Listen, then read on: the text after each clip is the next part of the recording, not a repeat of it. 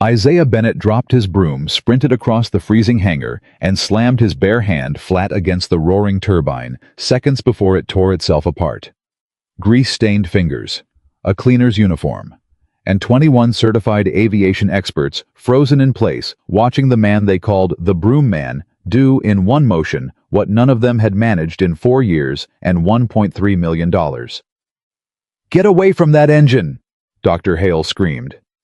Isaiah didn't move, because Isaiah already knew the truth. Nobody in that room could hear. Before we go further, tell me in the comments what city you're watching from tonight, so I can see how far this story travels. And if you believe a man's worth isn't printed on his uniform, subscribe and stay till the end. The first thing you needed to understand about Isaiah Bennett was that he never raised his voice. Not once. Not when the men in the good coveralls laughed at him. Not when a supervisor emptied his locker onto the concrete for the 3rd time that month. Not even when a consultant with a doctorate looked him dead in the eyes and said the words that would follow Isaiah into his dreams for weeks. "You clean the hangar, we diagnose aircraft." Isaiah just nodded, picked up his broom, and went back to work. But every single morning before the sun came up over Hartford, Connecticut, before the technicians rolled in with their coffee and their opinions, Isaiah stopped beside the dead Learjet at the far end of the hangar. He set the broom against the wall. He placed one hand flat on the cold aluminum skin of the aircraft, and he listened. The people who worked at Whitmore Aviation thought he was praying. Some of them said as much, snickering behind his back. They had no idea he was doing his actual job, the one nobody would let him have.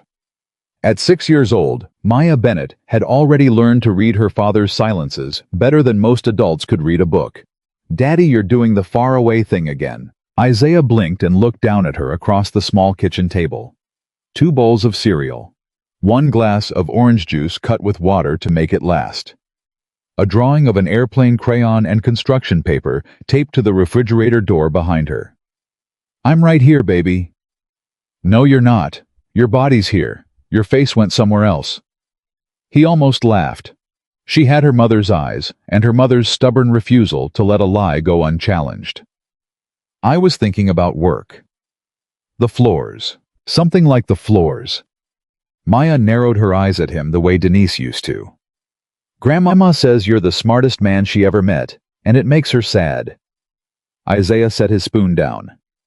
"Grandma talks too much. She says you fix things nobody else can fix, and they make you sweep instead. Eat your cereal. Bus comes in 9 minutes." But the words sat in his chest, all the way to the bus stop, all the way through the goodbye kiss. She was starting to get embarrassed about all the way to the parking lot of Whitmore Aviation, where the good cars parked in front, and the rest of them parked in the gravel out back. Smartest man she ever met, and it makes her sad. I thought about 12 years in the service. Deserts where the sand got into everything, and the computers gave up long before the men did. Turbine engines screaming in 120-degree heat, with parts 3 weeks out on a supply chain that didn't care whether anybody lived or died. He thought about the nights he'd fixed engines by ear, by feel, by the way a bearing hummed wrong through a wrench pressed against his cheekbone, because there was no manual for what a machine sounds like when it's dying, and there's a crew that needs to be somewhere at 0400. I thought about all of that, and then he clocked in and picked up a broom. 40 feet up in a glass office that overlooked the whole operation, Eleanor Whitmore signed her name for the 90,000th time, literally. She did the math once, sitting alone at 2 in the morning, and the number had made her physically sick. $90,000 this time. 1.3 million total. 4 years. And the 1977 Learjet 35A sat exactly where it had sat since the day her father stopped being able to fly it, dead silent and mocking her from the far end of the hangar. Eleanor. Marcus Reed, chairman of the board, didn't knock. He never did. "You saw the email." "I saw the email. 30 days, certified repair plan, or the aircraft goes to auction.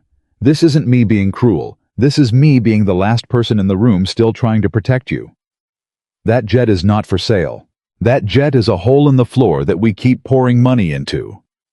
Marcus leaned against the doorframe, and his voice softened in a way she almost hated more than his hardness. "Ellie. I knew Raymond 40 years. I loved him too. But he's gone. And he would be the first one to tell you that a sentimental machine that can't fly is just a very expensive paperweight. My father built this company with his hands, and you'll run it into the ground with your heart. He said it gently. That was the worst part. Friday. We have the final specialist coming. Dr. Conrad Hale, best in the world. If he can't fix it, nobody can, and we auction it Friday night. I'm sorry, that's the vote. The door closed. Eleanor stood alone at the glass looking down at the aircraft that had been the first thing her father ever truly owned, and she made herself a promise she had no idea how to keep. I will not let them cut you up for parts. I don't know how, but I won't. Dr. Conrad Hale arrived the way weather arrives. You felt him before you saw him. 2 assistants. 3 cases of diagnostic equipment worth more than most houses in Hartford. A camel-colored coat that had never once touched a work surface. I read the file on the flight in, he announced to the room, and the room organized itself around him without being asked. 21 specialists. I'm not surprised none of them found it. You've been hiring mechanics to solve an electrical problem. He said the word mechanics the way other men said the word amateurs. Eleanor met him on the hangar floor. Dr. Hale, thank you for coming. Your father's aircraft, 1977, 35A. Beautiful machine. Tragically outdated avionics, which is precisely your problem. He was already walking, already circling the jet, his assistant scrambling to keep the equipment cases level. The engine monitoring system. Intermittent fault. The electronic control is reporting phantom values and shutting the engines down as a false safety response. Textbook. The monitoring system was replaced 2 years ago. Then it was replaced incorrectly, or the replacement was defective. Hale waved a hand. We'll swap again and do it properly this time. 30 feet away, Isaiah Bennett pushed a broom in a slow, even line across the polished concrete and did not look up. But he heard every word. And something in his jaw tightened just slightly, because he had learned a long time ago that the most dangerous man in any room is the one who has already decided he's right before he's touched the machine. They ran the test that afternoon. The whole hangar gathered technicians' assistants, 2 board members who'd come to watch their money burn one more time. Hale stood at the diagnostic array like a conductor at a podium. Eleanor stood with her arms crossed so tight it hurt. The engines spooled up. The sound climbed that beautiful, terrible whine that Isaiah felt in his back teeth from across the hangar. He'd stopped sweeping. He couldn't help it. His whole body had turned toward the sound the way a plant turns toward light. And there, right there underneath the clean turbine whine in the half-second, as the engines settled toward idle, Isaiah heard it. A hesitation. A stumble. A tiny metallic catch buried so deep under the roar that no microphone Hale owned would ever tag it as significant. The engines held. 10 seconds. 20. Isaiah's hand tightened on the broom handle. He knew what was coming, the way you know a wave is going to break. 93 seconds. Then both engines surged a violent guttural cough of power and shut down. Dead. Silent. The whole hangar deflated at once, a collective exhale of 4 years of failure. Isaiah spoke before he decided to. It just came out. It's not the electronics. The room turned. All of it. Every head swiveling toward the man in the ground support uniform holding a broom. Hale's face did something complicated.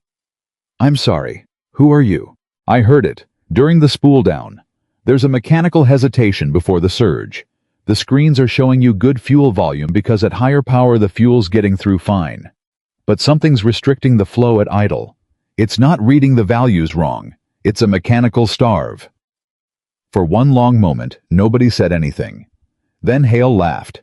Not cruelly at first. Almost delighted the way you'd laugh at a child who used a big word correctly. A mechanical starve. He turned to Eleanor. Is this a technician? Eleanor hesitated. He's ground support. He's the janitor. A voice from the crowd, snickering. Hale's delight curdled into something colder. He looked Isaiah up and down the faded uniform, the grease under the nails, the broom, and Isaiah watched the man's entire assessment happen in real time, watched himself get filed under a heading that had nothing to do with anything he'd said. Security, Hale called out, not even to Isaiah past him. Why is a cleaner standing inside the testing perimeter? And there it was. Isaiah didn't argue. He'd learned. He picked up his broom, turned, and walked back toward the far wall, and the burn in his chest was an old familiar burn, one he'd learned to breathe around a long time ago. But Eleanor Whitmore watched him go. And for reasons she couldn't have explained, she didn't look away. That evening, Isaiah picked Maya up from his mother-in-law's apartment. Ruth met him at the door with a look he knew too well. "You've got that face." "I'm fine, Ruth." "You've got the face Denise used to worry about. The one where you swallow the whole ocean and tell everybody you're not thirsty." She stepped aside to let him in. Maya was on the floor with her crayons, a whole squadron of paper airplanes taped to Ruth's wall now. "What happened today?" "Nothing happened. A specialist came in. Fancy one." And nothing. Isaiah crouched down beside his daughter. "Hey, Bug, you ready to go? I made you a airplane." "You made me a plane." "A airplane," Maya insisted, and handed it up to him, and Isaiah took it in two grease-stained hands like it was made of glass. Ruth waited until Maya went to get her backpack. Then quietly, "You told them, didn't you? You heard something wrong with that jet, and you opened your mouth." Isaiah didn't answer. "Isaiah. They ran security on me, Ruth." He kept his voice down, kept it level, kept it away from Maya's ears. "For standing too close, in the building where I work." Ruth closed her eyes. When she opened them, they were wet and furious in equal measure. "My daughter married the best man I ever knew, and this world keeps trying to make you small." "I'm not small. I know you're not." She put a hand on his cheek, rough and warm. "That's what breaks my heart. I know you're not." Eleanor didn't go home Thursday night. She sat in the hangar alone, surrounded by 4 years of paper invoices, failure reports, diagnostic logs, 21 different consultants, 21 confident conclusions. And somewhere around midnight, she noticed something that made her blood run cold. They were all the same. Every single specialist had investigated the electronic systems. Every one. Consultant number 4 had read consultant number 3's report and started where 3 left off. Number 9 trusted numbers 1 through 8. Number 21 trusted number 20. 4 years of the most expensive experts in the world, and not a single one of them had gone back to zero and put their hands on the mechanical fuel system at low idle. They'd all been standing on each other's shoulders, staring at the same wrong wall. The screens are showing you good fuel volume, because at higher power the fuel's getting through fine. It's a mechanical starve. Eleanor sat very still. The janitor. The broom man. The one they'd called security on. He'd said it in one sentence. In one sentence, standing 40 feet away, with a broom, he'd described the exact blind spot she'd just spent 6 hours discovering in a stack of paper 3 feet high. Either it was a coincidence, or that man knew something. She looked at the clock. 4:52 a.m. And she remembered ground support started at 5. He came in the side door at 4:58, and Eleanor was waiting for him. Isaiah stopped short. In 4 years, the CEO had never once spoken to him. He wasn't even sure she knew his name. "Mr. Bennett." So she did. "Ma'am. Yesterday, you said it wasn't the electronics. You said it was a mechanical starve." She was holding a coffee that had gone cold hours ago. She looked like she hadn't slept. "How did you know that?" Isaiah set his bag down slowly. He'd learned to be careful in moments like this. "Careful was how you survived. I heard it. Everybody in that hangar heard the same engine." "No, ma'am. They heard the engine. I heard the hesitation underneath it." He paused, gauging her, deciding how much of himself to spend. The screens on Dr. Hale's array, they only report what their sensors were built to measure. That's all a screen can ever do. And nobody built a sensor for the sound a fuel control unit makes when it's sticking at low pressure. That sound doesn't have a number, so the number always looks fine. Eleanor stared at him. "Where did you learn to hear a sound that doesn't have a number?" 12 years, turbine engines, places where the computer was the first thing to quit, and the parts were 3 weeks out, and there was a crew that needed to be in the air by morning. He met her eyes for the first time. You learn to listen, or people don't come home. The hangar was silent around them. Somewhere far off, the heaters ticked. You're not ground support. I'm whatever the paycheck says I am, ma'am. That's not what I asked. Isaiah was quiet for a moment. Then, I have an aviation maintenance certification. I applied here twice. Technical openings. Never got a skills test. Never got a callback on the second one at all. He said it without bitterness, which somehow made it land harder. Somebody decided what I was before they read what I could do. It happens.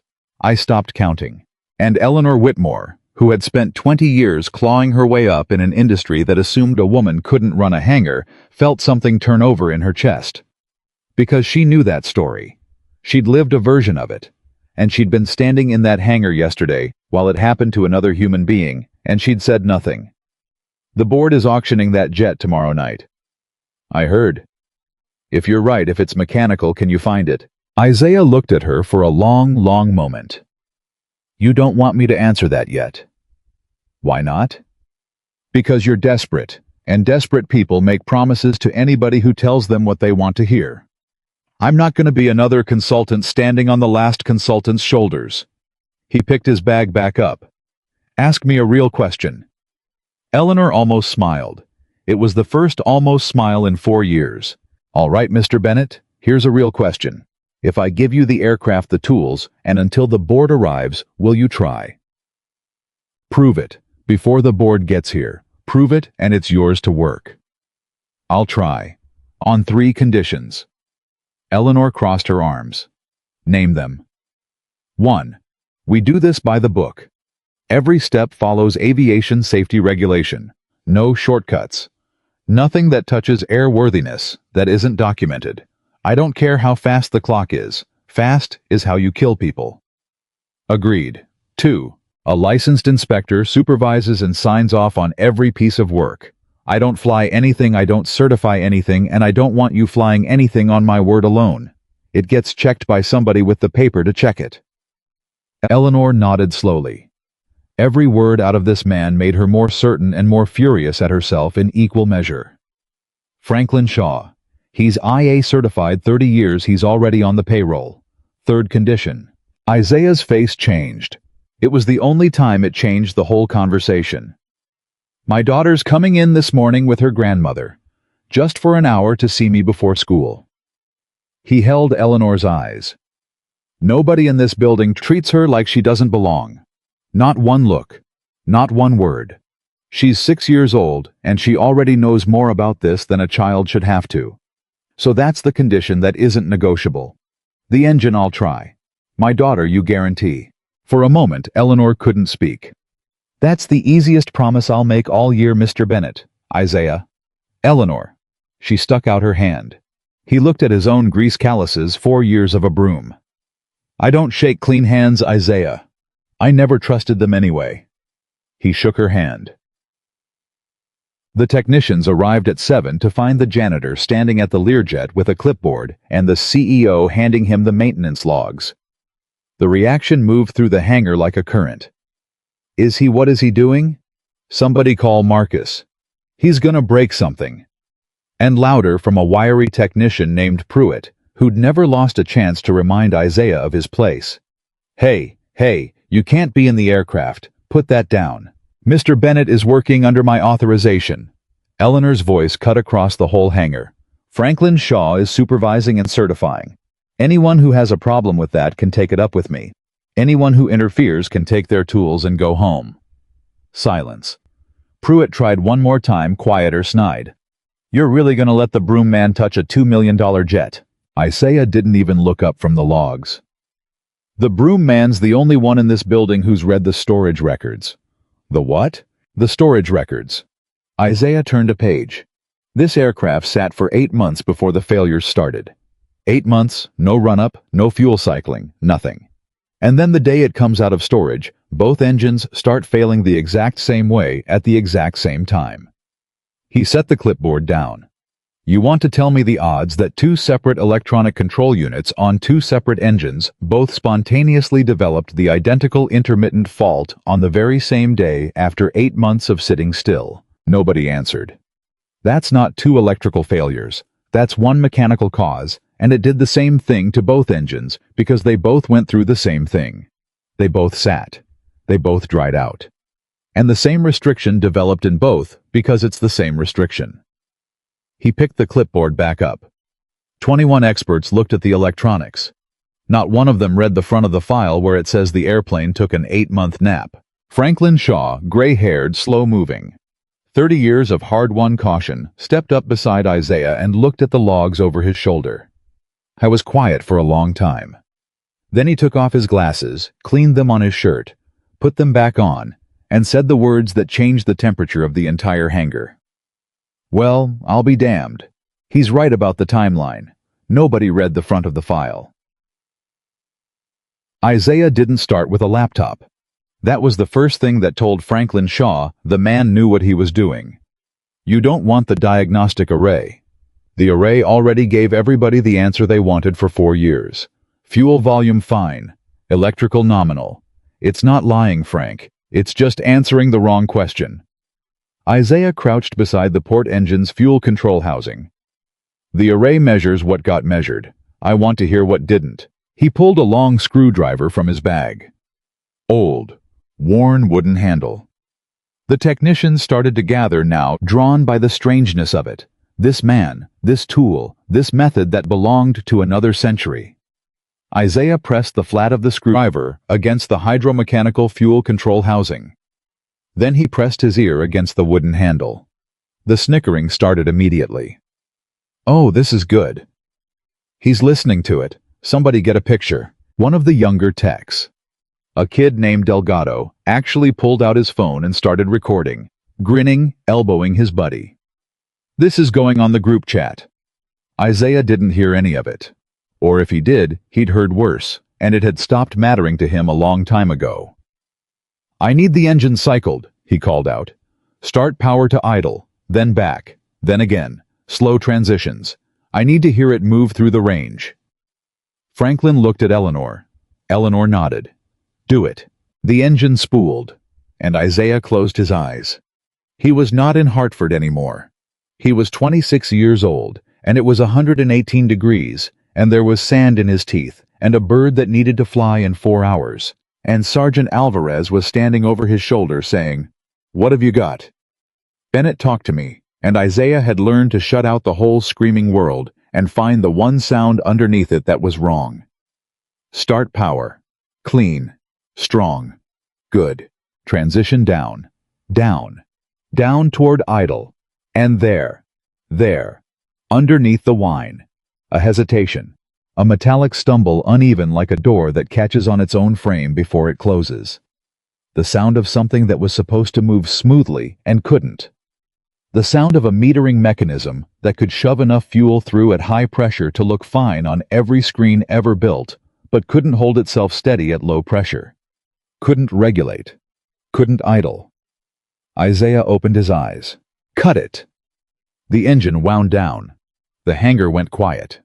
Delgado was still filming, but the grin had faded a little because there was something about the way the man's face had changed. It's the fuel control unit, Isaiah said. Both of them. There's a restriction in the low-flow metering section. It's sticking. When you firewall it, the pressure forces enough fuel through and everybody's screens say the fuel system's healthy. But drop it to idle low pressure and the metering valve can't move clean. It hesitates. The fuel goes ragged. The engine starves, surges trying to recover, and shuts itself down as a protection. He stood up and his knees cracked, and he didn't care. It's not a magic $14 part. I wish it was. It's dirt-dried seals and a passage that's been narrowing for 4 years while everybody stared at the wrong screen. Franklin Shaw crouched down where Isaiah had been. He didn't have the ear for it, few men did, but he had 30 years, and he trusted the shape of a good argument when he heard one. There's one way to know. Inspection camera, Isaiah agreed. We pull the covers, we get an eye on the low-flow section, and either I'm right, or I owe everybody in this hangar an apology, and I go back to my broom. He looked around at the gathered faces, the doubters, the snickerers, Delgado with his phone. Fair, said Franklin. The camera went in at 9:40 a.m. Isaiah fed the tiny fiber optic line into the fuel control assembly with hands so steady, it drew a comment even from Pruitt, who'd shut up about 20 minutes ago and started watching for real. The image came up on the small screen. Grainy, gray, and then stop. Franklin leaned in. Go back, right there, hold it. Residue. A film of contamination, fouling the low-flow metering section, exactly where Isaiah had said it would be. And there where the seals should have been clean and supple, those seals are shot. Franklin breathed. Look at 'em, dried out, cracked. That's 8 months of sitting with no fuel cycling through to keep 'em conditioned. They dried, they shrank, they let contamination past, and it built up right in the metering passage. He sat back on his heels and looked up at Isaiah with an expression that a lot of the men in that hangar had never seen on Franklin Shaw's face. Respect, plain and total. Son, you found it, in one morning. With a screwdriver and your ear, you found what 1,000,003 couldn't. Isaiah didn't celebrate. That was the second thing that told Franklin Shaw the man was the real article. Finding it's the easy part. He was already reaching for the service manual. Now we do it right. We pull both assemblies. We clean the passages. We replace every seal with approved parts, no substitutes. We recalibrate the metering. We document every single step, and you sign every single one, Frank, because I don't want anybody flying on my word. And then we test it on the ground about 6 ways before anybody even thinks the word flight. He looked up. That's not this afternoon's work. That's tonight's work. All of it. Eleanor stepped forward. Then you'll have tonight. The board's coming Friday morning. That's tomorrow. Then you'll work through the night. She held his gaze. And I'll be here the whole time. Around 11, the side door opened, and a small voice said, Daddy! The whole hangar turned, and Isaiah Bennett, greased to the elbows, service manual in one hand, dropped everything, and crossed the floor in about 4 steps to catch his daughter as she ran at him. Bug, hey, hands off, I'm all dirty. I don't care. Maya wrapped her arms around his neck anyway. Ruth followed her in wary taking in the crowd of technicians, the CEO, the enormous silent aircraft, ready to fight anybody who looked at her granddaughter sideways. Nobody did. Eleanor had made sure of that. And one look at the way the CEO had positioned herself, close protective. Watching the room told Ruth everything she needed to know about whose hour this was. What you doing, Daddy? Isaiah crouched to Maya's level, still holding the manual. You remember how I told you sometimes machines get sick? Uh-huh. Well, this big airplane's been sick for a real long time. And a lot of really smart people tried to make it better and couldn't figure out what was wrong. Maya's eyes went wide, taking in the size of the jet. But you figured it out. I think I did, baby. She frowned, turning something over in her 6-year-old mind, and then she asked the question that stopped the whole hangar cold, because half of them had been asking it silently all morning and were too proud to say it out loud. Then why do they make you clean the floors? Nobody laughed now. Isaiah was quiet for a second.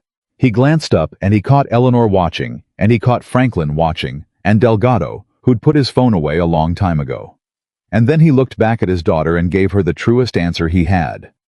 Sometimes people notice the uniform before they notice the person wearing it. Maya considered this with total seriousness. That's dumb. Yeah, Isaiah said softly. Yeah, Bug. It kind of is. She dug into her backpack and produced a fresh drawing.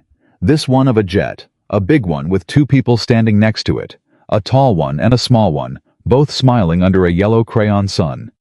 She pressed it into his greasy hands. So you don't do the faraway thing while I'm at school. Isaiah looked at the drawing for a long moment, and whatever he was feeling, he kept it off his face the way he always did, except that Eleanor, standing close enough now to see, watched him blink twice hard. I'll keep it right here. He tucked it into his chest pocket over his heart. Now go be smart. Grandma's gonna take you to school. Ruth gathered Maya up, and at the door, she stopped and looked back at Isaiah, at her son-in-law standing in the middle of a hangar full of people who'd finally gone quiet holding a service manual, instead of a broom a child's drawing over his heart. And Ruth Delacroix, who did not cry easily, had to look up at the ceiling for a second, before she could get her granddaughter out the door. Eleanor came and stood beside him after they'd gone. She's remarkable. She's her mother. Isaiah opened the manual again.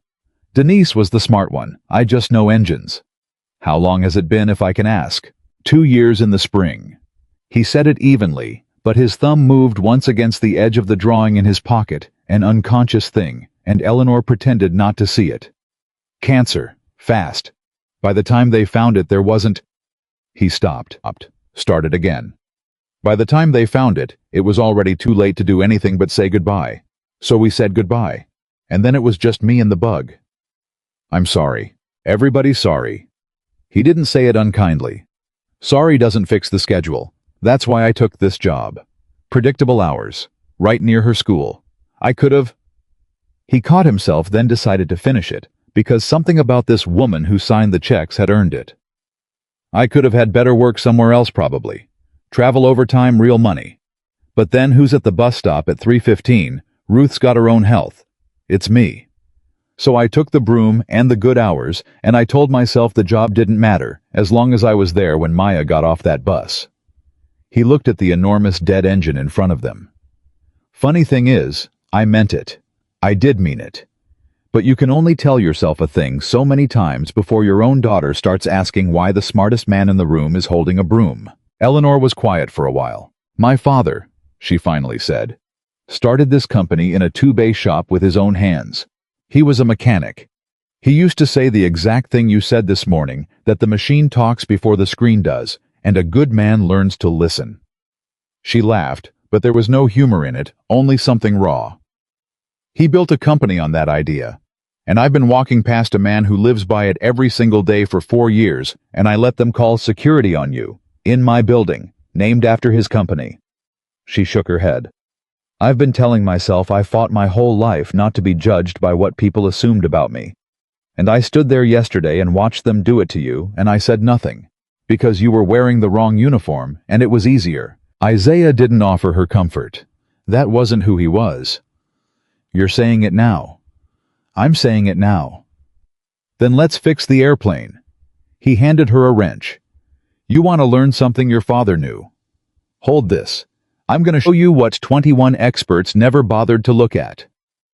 And for the first time in 4 years, Eleanor Whitmore rolled up the sleeves of a very expensive blouse, took a wrench in her hand, and got to work under her own father's roof. They worked into the dark. Franklin supervising every step, signing every line.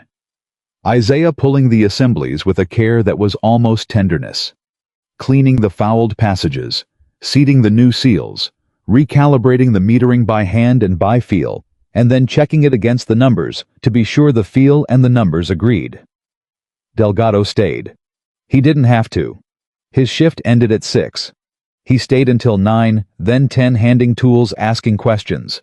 And somewhere in there, the grin he'd worn that morning turned into something else entirely. Around 10:30, he worked up the nerve. Hey, Mr. Bennett. Isaiah looked up. This morning, when I was filming you. That wasn't right. I'm sorry. Isaiah looked at the kid for a second. He could have made him bleed for it. He had every right. You know what I was doing when I was your age? Isaiah went back to the seal he was seating. Same thing you were doing this morning. Deciding I already knew what a man was worth before I let him show me. He tightened the fitting by a precise quarter turn. Then I watched a master sergeant everybody called washed up fix a bird. 3 contractors gave up on using nothing but his hands, and 40 years nobody respected.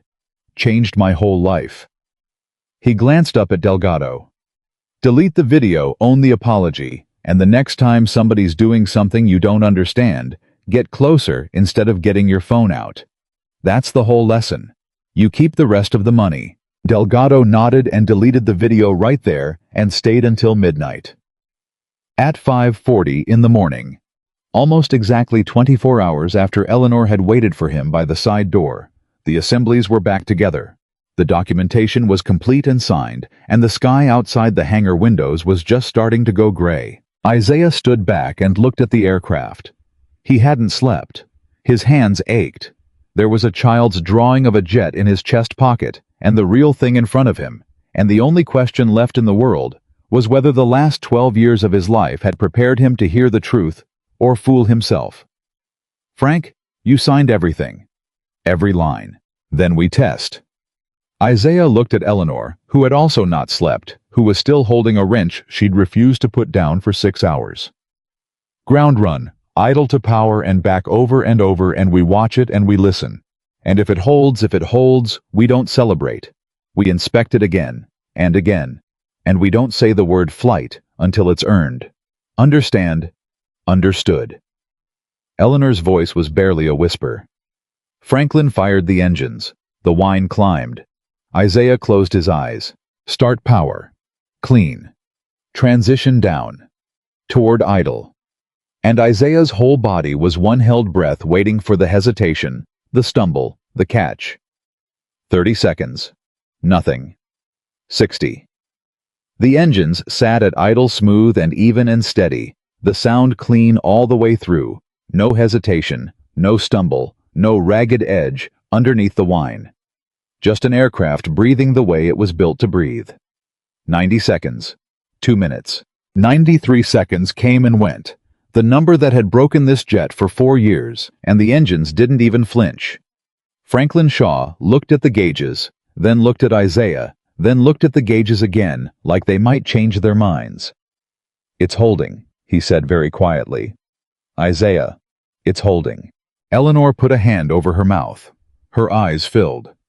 Somewhere behind them, Delgado made a sound that was half a laugh and half something else. Isaiah didn't move. His eyes were still closed. His head was still tilted toward the engines. Because he had learned in 12 years and one long night that the machine tells the truth to the man who's still listening after everybody else has already started to cheer. 5 minutes. 10. 15. Steady. And only then did Isaiah Bennett open his eyes and let out the breath he'd been holding for 4 years. He'd never even been allowed to be part of and say the only thing worth saying. Okay. His voice was rough. It hurt us. Now we do it again and again until it's not a miracle anymore. It's just the truth. Outside, the sun came up over Hartford, and for the first time in 4 years, the engines of Raymond Whitmore's Learjet were still running to meet it. They ran it 11 more times before 8 in the morning. Idle to power. Power back to idle. Hold. Cut. Cool. Again. Franklin logged every cycle by hand, and every cycle came back the same, smooth, steady, clean, all the way through.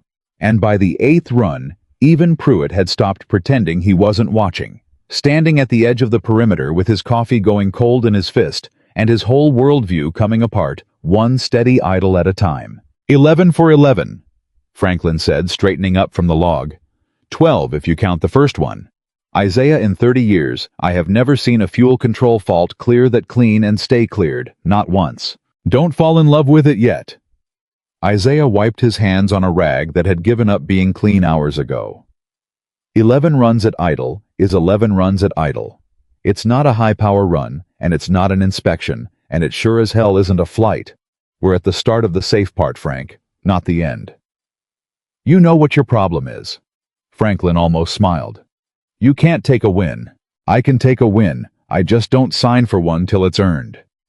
Isaiah turned to Eleanor, who hadn't left the hangar floor once in 24 hours, whose expensive blouse was ruined at both cuffs, whose eyes were red from no sleep, and something else besides. When's the board get here? 9. She checked her phone. 50 minutes. Then here's what happens in 50 minutes. Frank and I run a high-power ground run, full throttle, held watched. If she holds that we do a fuel system pressure check, cold and hot. If she holds that we've got the beginnings of a case, not a flight, a case. He looked at her steadily. And then you walk into that room and you don't oversell it. You tell them exactly what we've got and exactly what we don't. Because the second you promise those men a miracle, you've handed them a reason to say no when the miracle takes one more week than they wanted. Eleanor let out a breath. You'd have made a hell of an executive. No. Isaiah picked the manual back up. I'd have made a terrible one. I can't lie to save my life, and up there that's the whole job. That got the first real laugh out of her in 4 years, surprised, unguarded, gone as fast as it came. And then the side door opened at the far end of the hangar, and the temperature dropped 10 degrees because Marcus Reed had come early. I wasn't alone. 2 other board members trailed him. A heavy-set man named Coleman and a sharp-faced woman named Vance, and all 3 of them stopped dead just inside the door at the site in front of them. The Learjet. Cowls open. A licensed inspector with a clipboard. The CEO in a wrecked blouse. And a man in a ground support uniform standing at the heart of it all with a service manual in his hands. Eleanor. Marcus said her name like a warning. What is this? This is the certified repair plan you asked for. She walked toward him, and there was something in her spine that hadn't been there yesterday. Ahead of schedule. Marcus's eyes went from her to the jet, to Franklin, and finally to Isaiah, and stopped there, and narrowed, filing him under the same heading. Hale had used the heading everybody used. That's ground support. That's the man who found the fault. That's...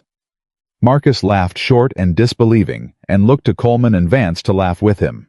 Eleanor, we are hours from an auction. We flew in the best diagnostic specialist on the planet, and you're telling me the janitor fixed it overnight. His name is Isaiah Bennett.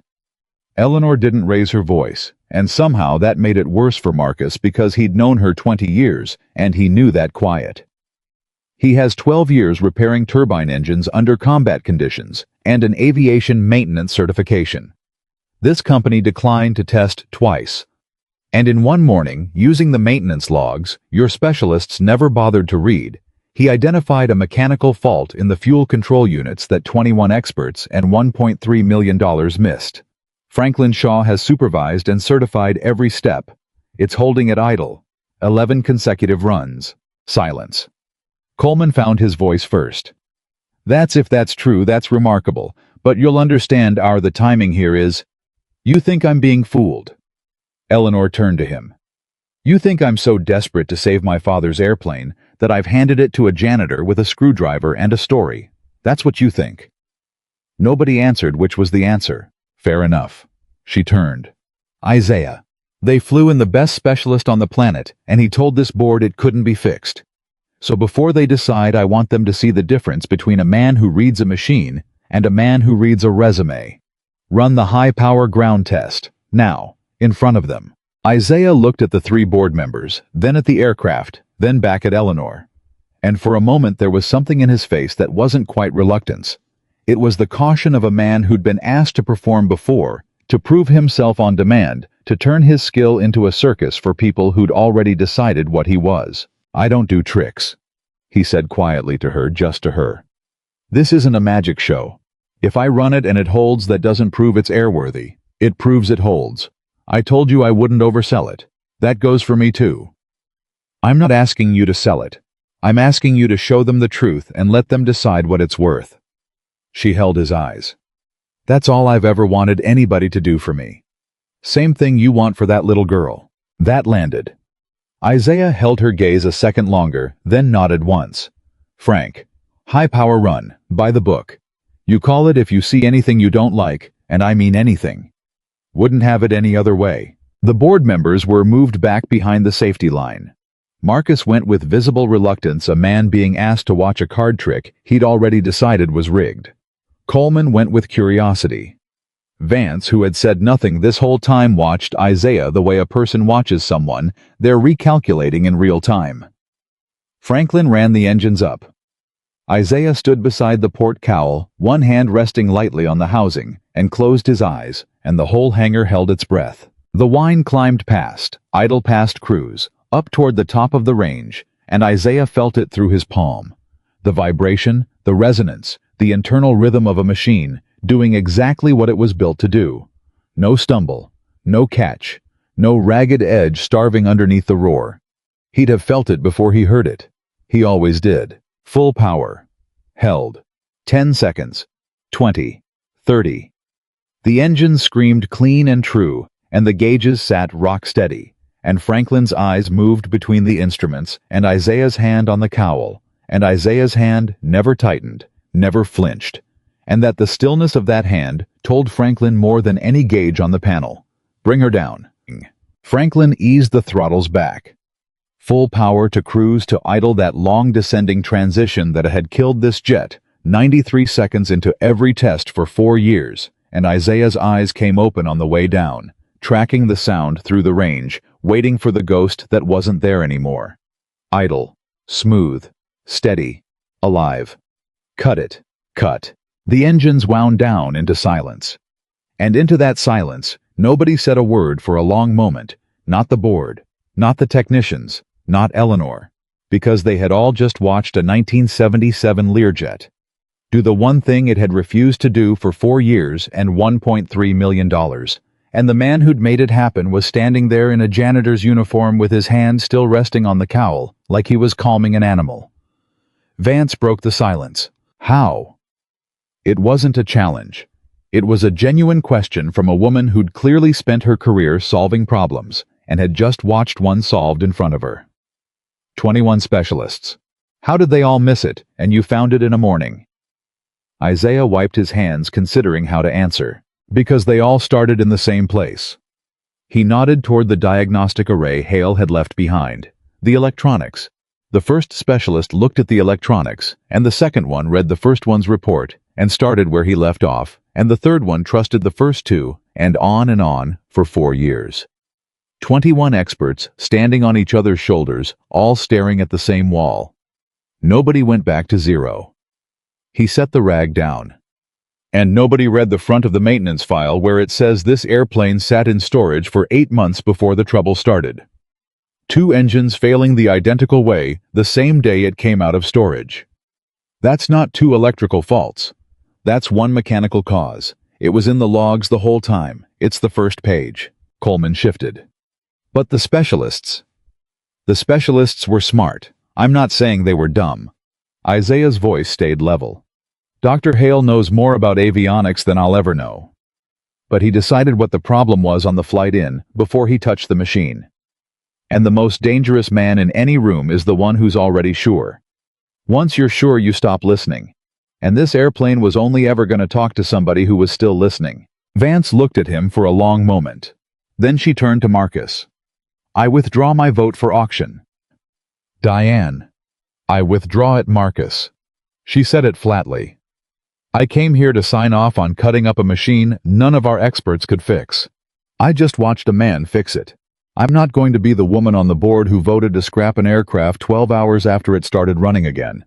And frankly, neither are you if you've got any sense. Coleman raised a hand halfway like a man in a meeting. I'm with Diane. Table the auction.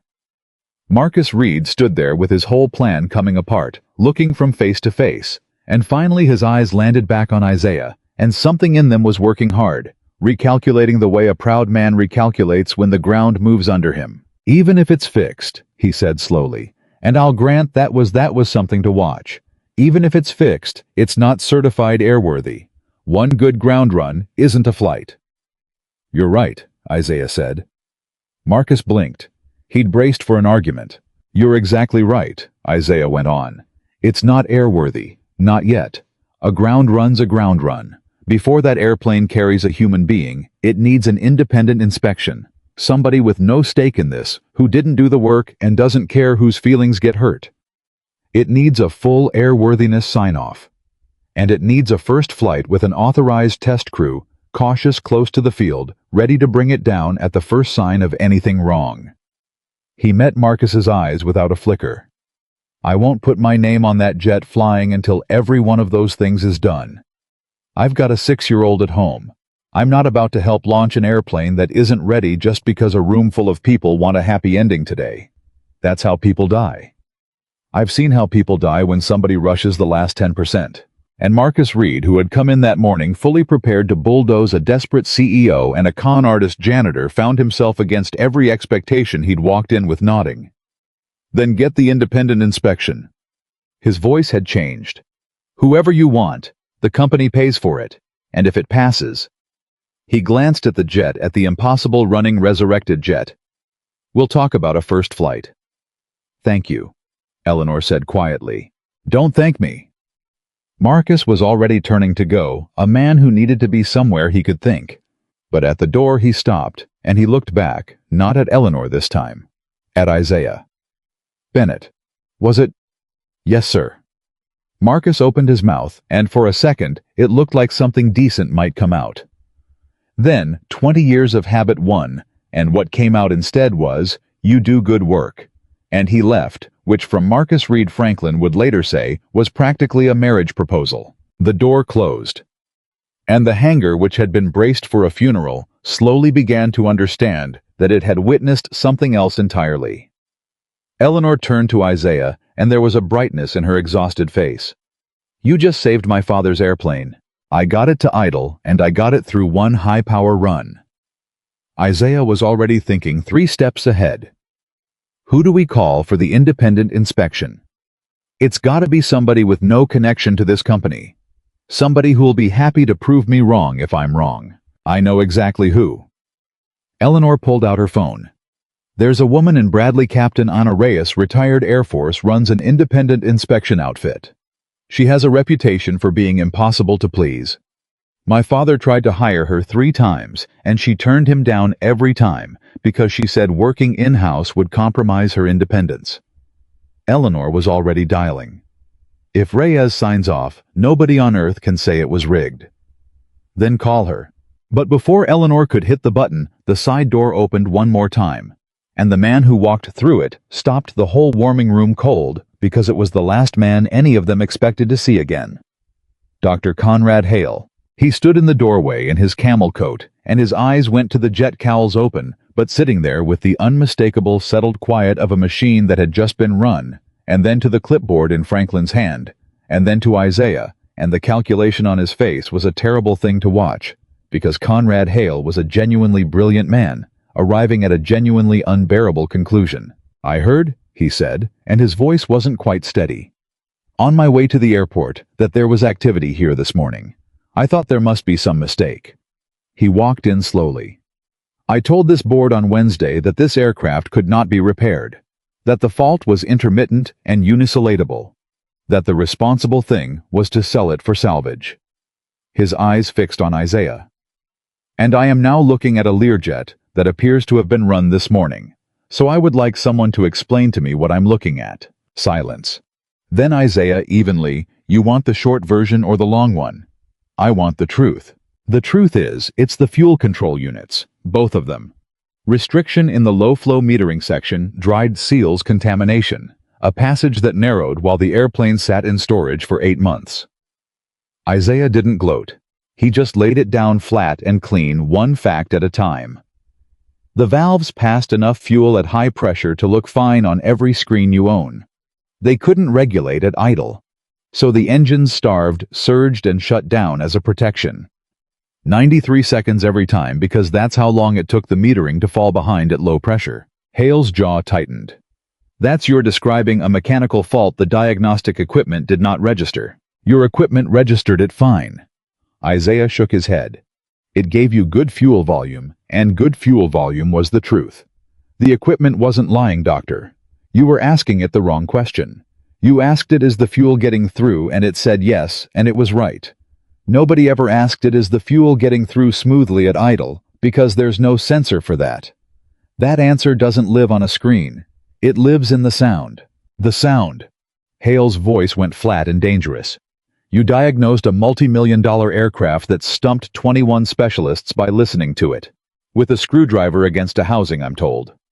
"That's right. That's not a diagnostic method. That's a parlor trick." Hale looked around at the technicians at the board's empty space at Eleanor, marshalling the authority of every degree he'd ever earned. "You people cannot seriously be prepared to certify an aircraft as airworthy on the basis of a janitor putting his ear to the engine. There's no data. There's no science. There's a man with a story and a lucky guess, and if you put that airplane in the sky on the strength of it, and it comes down..." "Doctor." Franklin Shaw stepped forward, and 30 years of hard-earned authority came with him. "There's data. There's a full inspection camera survey of both metering sections showing the contamination and the seal degradation, time-stamped and logged. There's a complete teardown record. There are the old seals, I've got 'em in a tray cracked and dried, you're welcome to examine them under a glass. There's 11 consecutive idle runs and 1 high-power run, all logged. And there's my signature IA certified 30 years on every step of the work. He held Hale's gaze without a flicker. The listening's how he found where to look. The camera and the teardown are how we proved it. That's not a parlor trick, Doctor. That's the oldest method there is. It's called put your hands on the machine. Hale opened his mouth. Isaiah spoke first and gently, which was the thing nobody expected. You want to see the images? Hale looked at him. The inspection camera survey, the old seals, all of it. You want to see it? Isaiah wasn't baiting. There was something almost kind in it, and that made it harder for Hale, not easier. You're the best avionics man on the planet. Everybody in here knows it, including me. You didn't miss this because you're a fool. You missed it because you knew so much about the electronics that you never doubted where the answer had to be. That's not stupidity, Doctor. That's the exact opposite. It's what happens when a man's that good. He stops checking his first assumption because his first assumption is almost always right. Isaiah reached for the tray of images Franklin had laid out. It just wasn't right this time. Come look. If I've made a mistake, you're the man most likely to catch it, and I'd rather you catch it now than in the air. And Conrad Hale, who had walked in ready to torch a janitor's reputation to save his own, stood frozen by an offer he could not refuse without becoming exactly the small man he was afraid of being. Slowly, stiffly, he crossed the floor. He picked up the tray of images. He took a jeweler's loupe from his own pocket out of ancient habit, and he examined the photographs of the fouled metering section and the cracked seals one by one in total silence, while the whole hangar watched a brilliant man read the proof of his own blind spot. It took him a long time. When he finally set the tray down, his hands weren't quite steady. The seal degradation is consistent with prolonged storage without fuel cycling, he said very quietly to no one in particular. The contamination pattern is consistent with a low-flow restriction. He looked up and something in his face had come undone. It's textbook. It's completely textbook, once you see it. He laughed a small broken sound. Once you know where to look. That's the whole thing, Doctor, Isaiah said softly. Once you know where to look. Hale really looked maybe for the first time at the man instead of the uniform. Where did you train? Turbine engines. 12 years.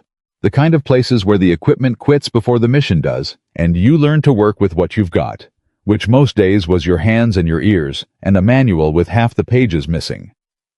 Isaiah met his eyes. Same as your granddad's generation probably. Before the screens. When you had to know the machine, not just the readout. Something moved behind Hale's eyes. A memory, maybe of an old man in a shop somewhere teaching a boy to feel for a fault instead of read for one. My father was a flight mechanic, he said quietly. Korea. He used to say the instruments would tell you everything except the one thing that was actually wrong. Hale shook his head slowly. I spent 40 years proving the instruments could tell you that too. Building better instruments, better sensors, better data. He looked at the resurrected jet. And a man with a screwdriver just reminded me my father was right the whole time. For a moment, nobody spoke. And then Hale did something that none of them, least of all Isaiah, saw coming. He extended his hand. Dr. Conrad Hale. Isaiah looked at the hand. At the clean, manicured, credential-heavy hand of the man who'd called security on him 2 days ago. Then he wiped his own on the rag and took it. Isaiah Bennett. Mr. Bennett. Hale gripped his hand and did not let it be quick. I was wrong about you. I was wrong about the aircraft, but that's a smaller thing. I was wrong about you the second I walked in, and I said something to security that I've been ashamed of since about an hour after I said it. His jaw worked. For what it's worth, which I understand may be very little, I'm sorry. It's worth something. Isaiah shook his hand once and released it. Not everything, but something. And I'll tell you what's worth more. He nodded toward the images on the tray. You just stood in front of a room full of people and admitted you were wrong when it would have been easier to bury me with your credentials. Most men with your letters after their name wouldn't have done that. So we're square, Doctor. And if you want to earn the rest of it, a ghost of something, almost a smile. Eleanor's about to call in an independent inspector to prove I didn't rig this. You know more about airworthiness certification than anybody in this building. You could stay. Help make the case airtight. Prove it right instead of hoping it's right. Hale looked at him, then at Eleanor, then at the jet. Captain Reyes, I assume. He almost smiled himself. Ana Reyes.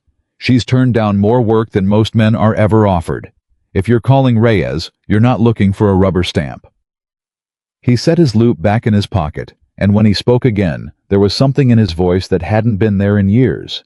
Not authority, but the thing underneath authority, the thing that had made him fall in love with engines in the first place. I'll stay. I'd like to see this done right, and he hesitated. I'd like to watch you work, Mr. Bennett. It's been a long time since I watched someone do this the old way. I think I've forgotten some things worth remembering. And so it was that when Captain Ana Reyes finally answered her phone that afternoon and heard Eleanor Whitmore ask her to inspect a resurrected Learjet, she was told to her considerable astonishment that the janitor who'd fixed it and the world-famous specialist who'd condemned it would both be standing in the hangar waiting for her verdict side by side. That, Reyes said dryly over the phone, I have got to see for myself. Eleanor hung up and looked around her father's hangar at Franklin Logging Cycles at Delgado, sweeping up like it was the most important job in the world, at Conrad Hale, bent over an inspection image, beside a man in a ground support uniform, the two of them arguing quietly and happily about seal tolerances, like a couple of old mechanics who'd known each other for years. And she thought about her father. About Raymond Whitmore, who built a company in a two-bay shop and used to say the machine talks before the screen does. He'd have loved this. He'd have loved every second of this. Dad, she said, too quiet for anyone to hear. I think we found him. I think we finally found the one you always said would come. The jet sat quiet in the morning light, cowls, open seals fresh, waiting for the inspector who couldn't be bought and the flight that hadn't been earned yet. And Isaiah Bennett, who had walked into that hangar 4 years of mornings with nothing but a broom and a habit of listening, stood at the center of it all. Not celebrating, not resting, already reaching for the next thing that had to be checked before anyone he loved would ever call this airplane safe. Captain Ana Reyes arrived the next morning at 7 sharp, and the first thing she did was refuse a cup of coffee. I don't drink anything anybody in this building hands me until after I sign. She set her case down on the hangar floor with a solid final thud. That's not personal. That's the job. The day I take a favor from a client is the day my signature stops meaning anything. She was 50-something, silver-haired, built like a woman who'd spent 30 years climbing over aircraft and had no intention of stopping. Her eyes swept the hangar once, fast, missing nothing. The open cowls, the tray of old seals, the logs, Franklin Hale, and finally the man in the ground support uniform standing quietly to one side. Which one of you is Bennett? That's me. You're the one who found it. I'm the one who found it. Franklin Shaw supervised and certified the work. Isaiah nodded toward Franklin. I don't want you taking anything on my word. That's why she called you. Reyes looked at him a beat longer than she needed to. Then she nodded once, a small hard nod of professional acknowledgement. Good answer. She crouched and opened her case. Here's how this goes, and I want everybody to hear it once, so nobody's surprised. I don't care who fixed this airplane. I don't care that there's a famous man in a nice coat standing over there, and I don't care that the CEO's father built this company. I'm going to try to prove this aircraft is not airworthy. That's my job. I'm going to look for every reason to fail it. If I can't find one, if it beats everything I throw at it, then, and only then, does it get my signature. And if any one of you tries to help me toward a yes, you'll do the exact opposite. Are we clear? Crystal, Eleanor said. That's exactly what we wanted, Isaiah added. Fail it if you can. I'd rather you find something now than he stopped himself, than anybody find it in the air. Reyes caught the catch filed. It said nothing. She worked for 6 hours and let no one help her. She pulled Franklin's logs and read every line, checking the sequence of the work against regulation, looking for a step done out of order, a signature missing, a torque value undocumented. She examined the old seals under her own glass, then the new ones still in their approved packaging, verifying the part numbers against the manufacturer's specification herself, not trusting the paperwork. She ran the inspection camera back through both metering sections with her own hands, comparing what she saw to what the teardown record claimed. She checked the recalibration against the manual's tolerances and then rechecked it against the engine manufacturer's service bulletin, because she said the manual was 20 years out of date, and she trusted the bulletin more. Nobody spoke to her unless she asked a question. Hale, who had probably never in his life stood silent and unconsulted for 6 straight hours. Stood silent and unconsulted for 6 straight hours. Watching her with an expression, Isaiah recognized the look of an expert watching another expert, and finding grudgingly that she was very good. Around 1 in the afternoon, she straightened up from the port engine and rolled her shoulders. Ground runs. Yours are logged, but I don't 100 times. She called for holds. Franklin hadn't thought to call for low idle dwells, stretched out past comfort, deliberate attempts to provoke the fault back out of hiding. It never came. On the last run, she held the engines at low idle for a full 4 minutes, watching the fuel flow gauge like a hawk, waiting for the smallest waver. The first ragged edge, and Isaiah stood beside the cowl with his hand resting light on the housing, and his eyes closed, and he heard nothing but a machine breathing clean, and he knew before she cut it what her face was going to look like when she did. She cut it. She stood there a moment. Then she wiped her hands and turned around. Well, she looked at Isaiah, I couldn't fail it. The hangar let out a breath it had been holding for 6 hours. I tried. I threw everything I had at it, and it beat all of it. The work is clean, it's documented, it's regulation, and the fault is gone, not masked gone, because the cause is gone. She shook her head slowly. I've been doing this 30 years, and I've seen maybe 3 fuel control diagnoses this clean. And every one of the other 2 came from a factory rep with a decade on that exact engine. She looked at Isaiah's uniform, then back at his face. Where'd you say you trained? I didn't. Well, wherever it was, they did it right. She bent and started packing her case. For the ground and the systems, this aircraft has my signature. But you all know a ground sign-off isn't a flight sign-off, and I'm going to say it out loud so nobody gets ahead of themselves.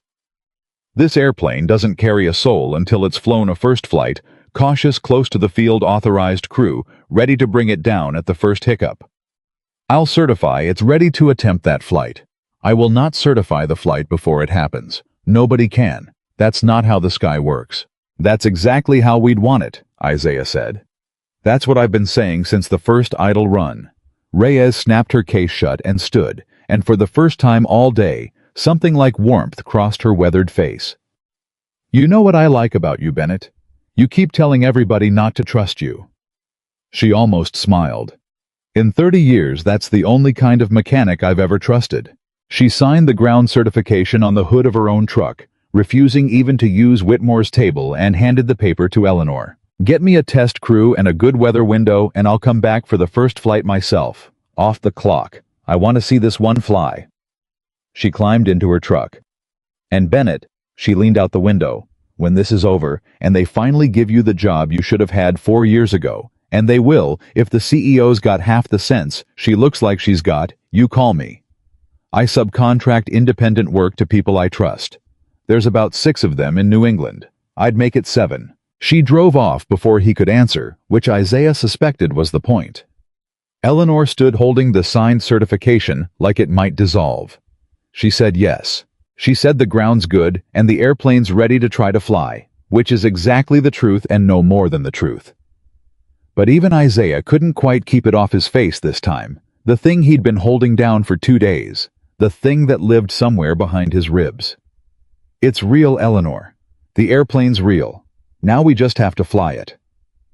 That evening he was late to Ruth's. Not by much, 20 minutes, but Maya had never in 2 years known her father to be late without a phone call, and when he came through Ruth's door, she was standing in the middle of the living room with her arms crossed and her lip trembling, teetering right on the edge between fury and fear. You didn't come. Bug. You said 3:15. Grandma got me. You said, and then the fear won over the fury, and she was crying that sudden total crying only small children can do. You always come, and you didn't come. And Grandma said you were at work, and I thought, Isaiah was on his knees on Ruth's carpet before she got the next word out, and he pulled her in, grease and all, and held her while she shook. Hey, I'm here. I'm right here. I thought you weren't coming back. And there it was. The thing under the thing. the fear no 6-year-old should have to carry the one her mother's empty side of the bed had put in her 2 years ago, and that no amount of 315 bus stops had ever fully taken away. I thought you weren't coming back, because one time somebody didn't. Isaiah held her tighter and looked up at Ruth over Maya's shoulder, and Ruth had her hand pressed to her mouth in the kitchen doorway. Maya, look at me. He pulled back just enough to see her face, and he wiped her cheeks with a thumb that left a little smudge of grease she was too upset to notice. I am always coming back. You hear me, always. If I'm ever going to be even a minute late again, I will call Grandma's phone, and you can talk to me yourself and hear my voice. Okay, so you always know. That's a promise, and I don't break promises to you, ever. You promise. I promise. Cross my heart. He drew an X over his chest, right where her drawing was still folded in the pocket.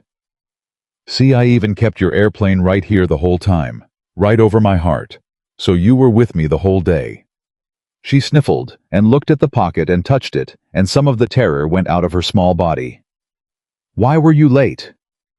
Isaiah sat back on the carpet and pulled her into his lap, and for once he didn't give her the short version. You remember the sick airplane? The big one. The big one. Well, he took a breath. A very important lady came today to check my work. The best checker there is. Her whole job is to try and prove I did it wrong. Maya's eyes went wide with outrage. Did she prove it wrong? She tried real hard bug, for 6 whole hours. He smiled, and it was tired, and it was real. And she couldn't. Because I did it right. She said the airplane's better. Maya considered this with the gravity of a Supreme Court justice.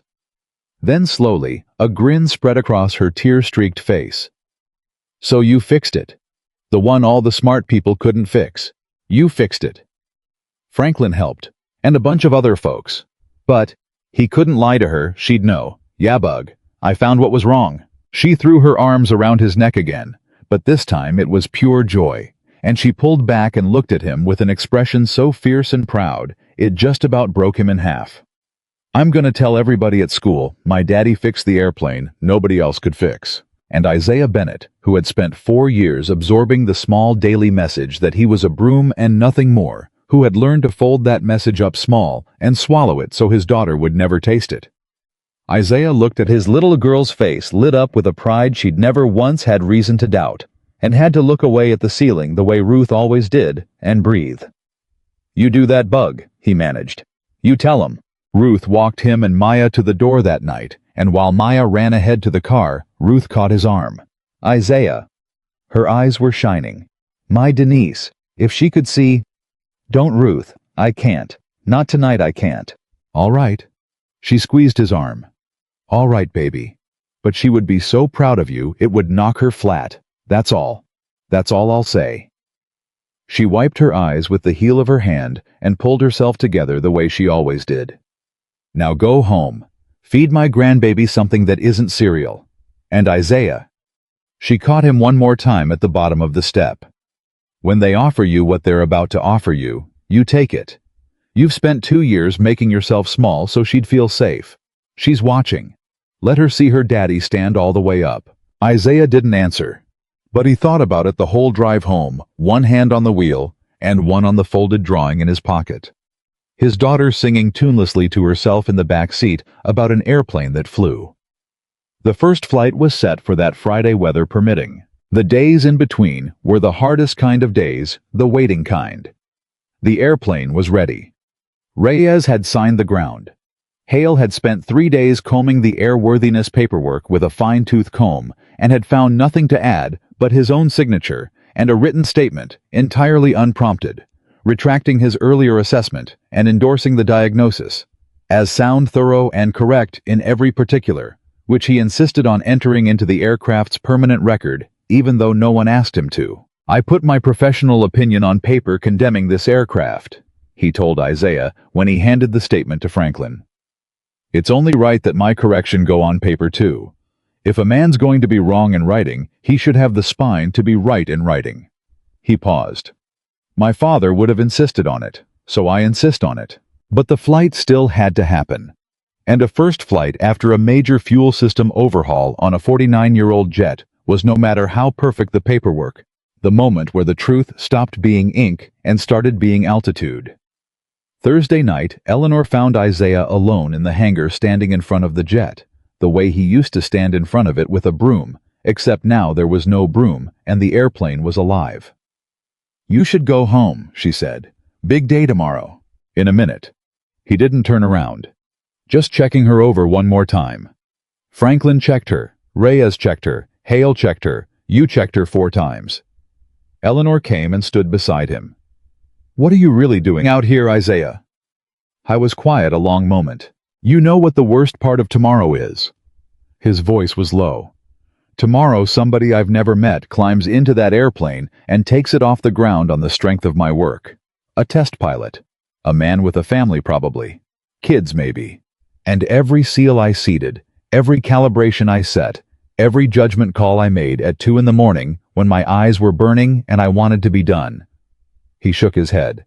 "Tomorrow all of it gets weighed, not by a gauge, by whether he comes back down safe. He'll come back down safe. You did it right. Everyone confirmed. I know I did it right." He finally turned to look at her. "That's not the fear. The fear is that right isn't a feeling. Right is a fact, and facts don't care how sure you are." 21 experts were sure. Hale was sure. Being sure is the thing that killed this airplane for 4 years. He looked back at the jet. "So I don't get to be sure. I get to be careful, and I get to check it one more time, and then I get to stand on the ground tomorrow and watch a stranger bet his life on whether I was careful enough. That's the job. Nobody tells you that part when you're a kid who loves engines. That the day you get good enough to matter is the day people's lives start riding on you being right." Eleanor was quiet for a while. "My father used to come out here at night." She looked around the empty hangar. "Before a first flight, any first flight, he couldn't sleep. My mother would wake up and he'd be gone, and she'd know exactly where he was. Out here, standing right where you're standing, checking an airplane that 6 other people had already checked." She smiled, and it was sad and warm at once. "I used to think it was because he didn't trust his people. It took me until right now, standing here with you, to understand it was the opposite. He checked it one more time because he trusted them. Because he couldn't stand the thought of one of his people carrying it if something went wrong. He wanted it on him. Always on him." Isaiah looked at her. "He'd have liked you," Eleanor said quietly. "God, he'd have liked you. He spent 30 years looking for a mechanic who understood that the machine talks first. And he built a whole company, and he never found one. And then one wandered in and picked up a broom, and we made him sweep the floor for 4 years." Her voice cracked just slightly. "I keep apologizing to you, but I think the person I really owe the apology to is him. He'd have found you in a week. He'd have known what you were the first time you put your hand on an engine. And I walked past you for 4 years. You didn't walk past me the 5th year." Isaiah's voice was gentle. "That's the one that counts. Anybody can miss a thing. It's what you do the morning you finally see it." He picked up his bag. "Go home, Eleanor. Get some sleep. Tomorrow your father's airplane flies again, and you should be rested enough to watch it." "Will you sleep?" "No." He said it honestly with a tired half-smile. "But I'll go home. I'll sit with my daughter's drawing, and I'll go over every step in my head one more time, and around 4, I'll give up trying to sleep, and I'll come back here. Same as your father, it's on me. I want it on me." Friday came clear and cold, and still the kind of flat, calm morning test pilots pray for. Captain Reyes was there at 6 off the clock as promised. Hale was there in a coat that had remarkably acquired a smudge of hangar grease on one cuff that he seemed in no hurry to clean. Franklin was there.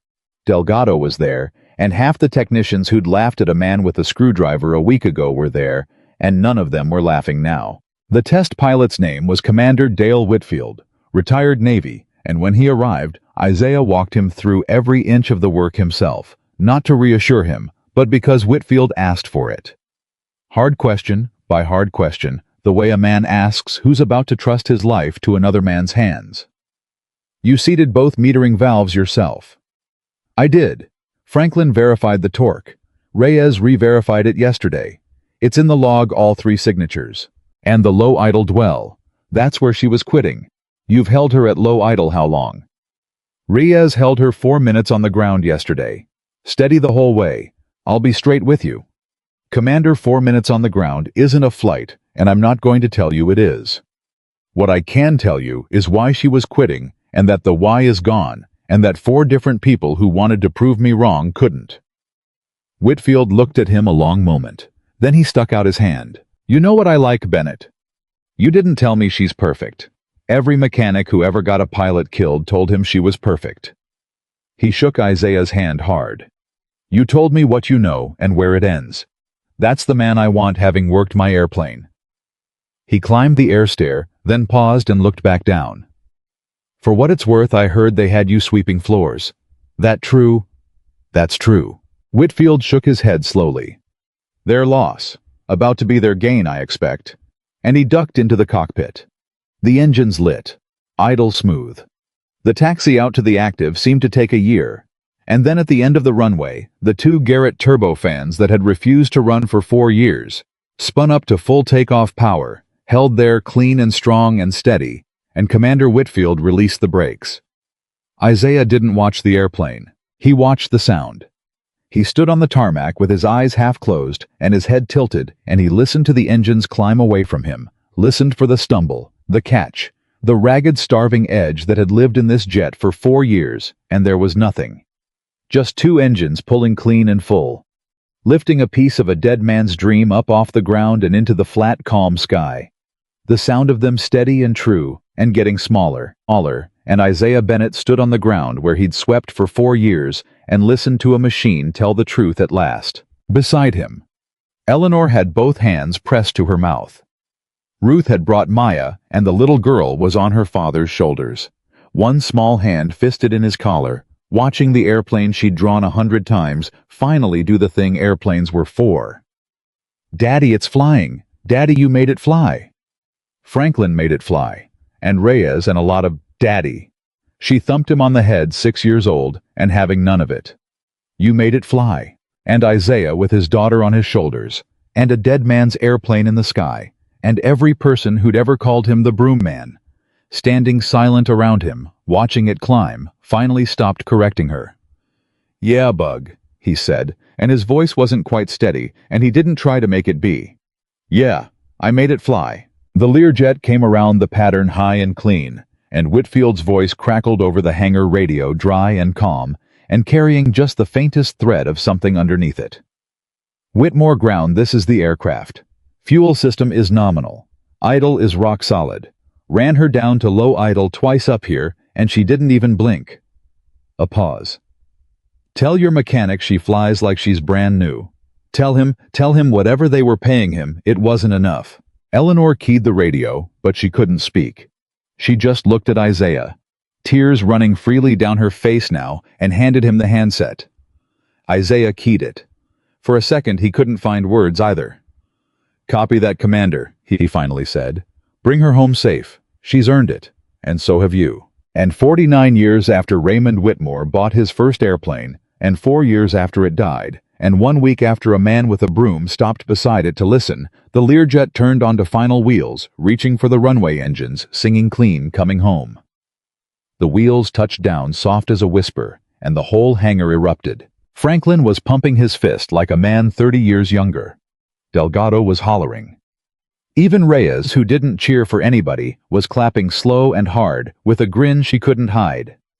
Maya was screaming with delight on her father's shoulders, and Ruth was crying openly, and Eleanor had her face in her hands. And Isaiah Bennett stood in the middle of all of it, absolutely still, and did not celebrate. Not because he wasn't happy. He was happier than he'd been in longer than he could name. But because there was a habit in him bone deep that would not let him cheer for an airplane until it was fully stopped, chalked, shut down, and safe, and it wasn't. Not yet. It was still rolling out down the runway, and Isaiah's whole body stayed tilted toward the sound of it until the engine spooled down to silence, and Whitfield set the parking brake. Only then did Isaiah Bennett close his eyes and let his shoulders drop about 2 inches, and it was the biggest celebration anyone who knew him would ever see him give. Daddy, why aren't you cheering? Everybody's cheering. Because the airplane's still telling me things, Bug. I don't stop listening till it stops talking. He lifted her down off his shoulders and set her on the ground and crouched to her level. But it's down. It's home. And it's safe. He let the grin come finally the whole thing. So now we can cheer. And Maya cheered enough for both of them. Whitfield climbed down the air stair and walked straight across the tarmac to Isaiah, past the CEO, past everybody, and shook his hand a second time with both of his own. I've flown a lot of airplanes coming off a lot of overhauls. His voice was rough. That's the cleanest fuel system I've felt in 20 years. Whatever you did, however you did it, that's craftsmanship, son. That's the kind they don't teach anymore. He glanced back at the jet. You take care of yourself. And you make these people pay you what you're worth, you hear me, every dime. Eleanor was waiting when Whitfield walked off. She stood in front of Isaiah, and for a moment, neither of them said anything. And then she started to reach for words about money, about reward, about a number she'd been carrying in her head for 2 days, and Isaiah saw it coming and headed it off. Don't, he said quietly. Not yet. Before we talk about any of that, I've got a question I need to ask you, and I need you to not flinch when I ask it. Ask me. Your father built this company from a 2-bay shop with his own hands, a mechanic, a man who lived by the machine talks first.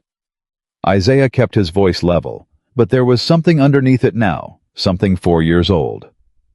So how does a company founded by a mechanic have a man with 12 years on turbine engines and an aviation maintenance certification sweeping its floors for 4 years and never once read his resume? Eleanor's face went still. I applied twice, Eleanor. Technical openings. I've told you that. He wasn't accusing. It was worse than accusing. It was quiet, and it was true. I never got a skills test, never got a callback on the second one. And I made my peace with it, because I had a little girl, and predictable hours mattered more than my pride. But now the airplane's flying, and everybody in this hangar just watched me do the thing nobody else could do, and I need to understand something. I need to understand how. Because if it was just me, if I'm just one guy who slipped through, then okay, that's bad luck. But I don't think it was just me. And I think you don't either. Eleanor was quiet for a long moment. Give me a week, she said finally. I'm going to pull your application file, both of them, and I'm going to find out exactly what happened, and I'm going to tell you the truth, even if the truth is ugly, especially if it's ugly. You've earned that much, and a great deal more. She held his eyes. But I want you to understand something first. I'm not going to fix this by making you feel better. I'm going to fix it by finding out what's broken. That's the only apology worth anything. That, Isaiah said, is exactly the right answer.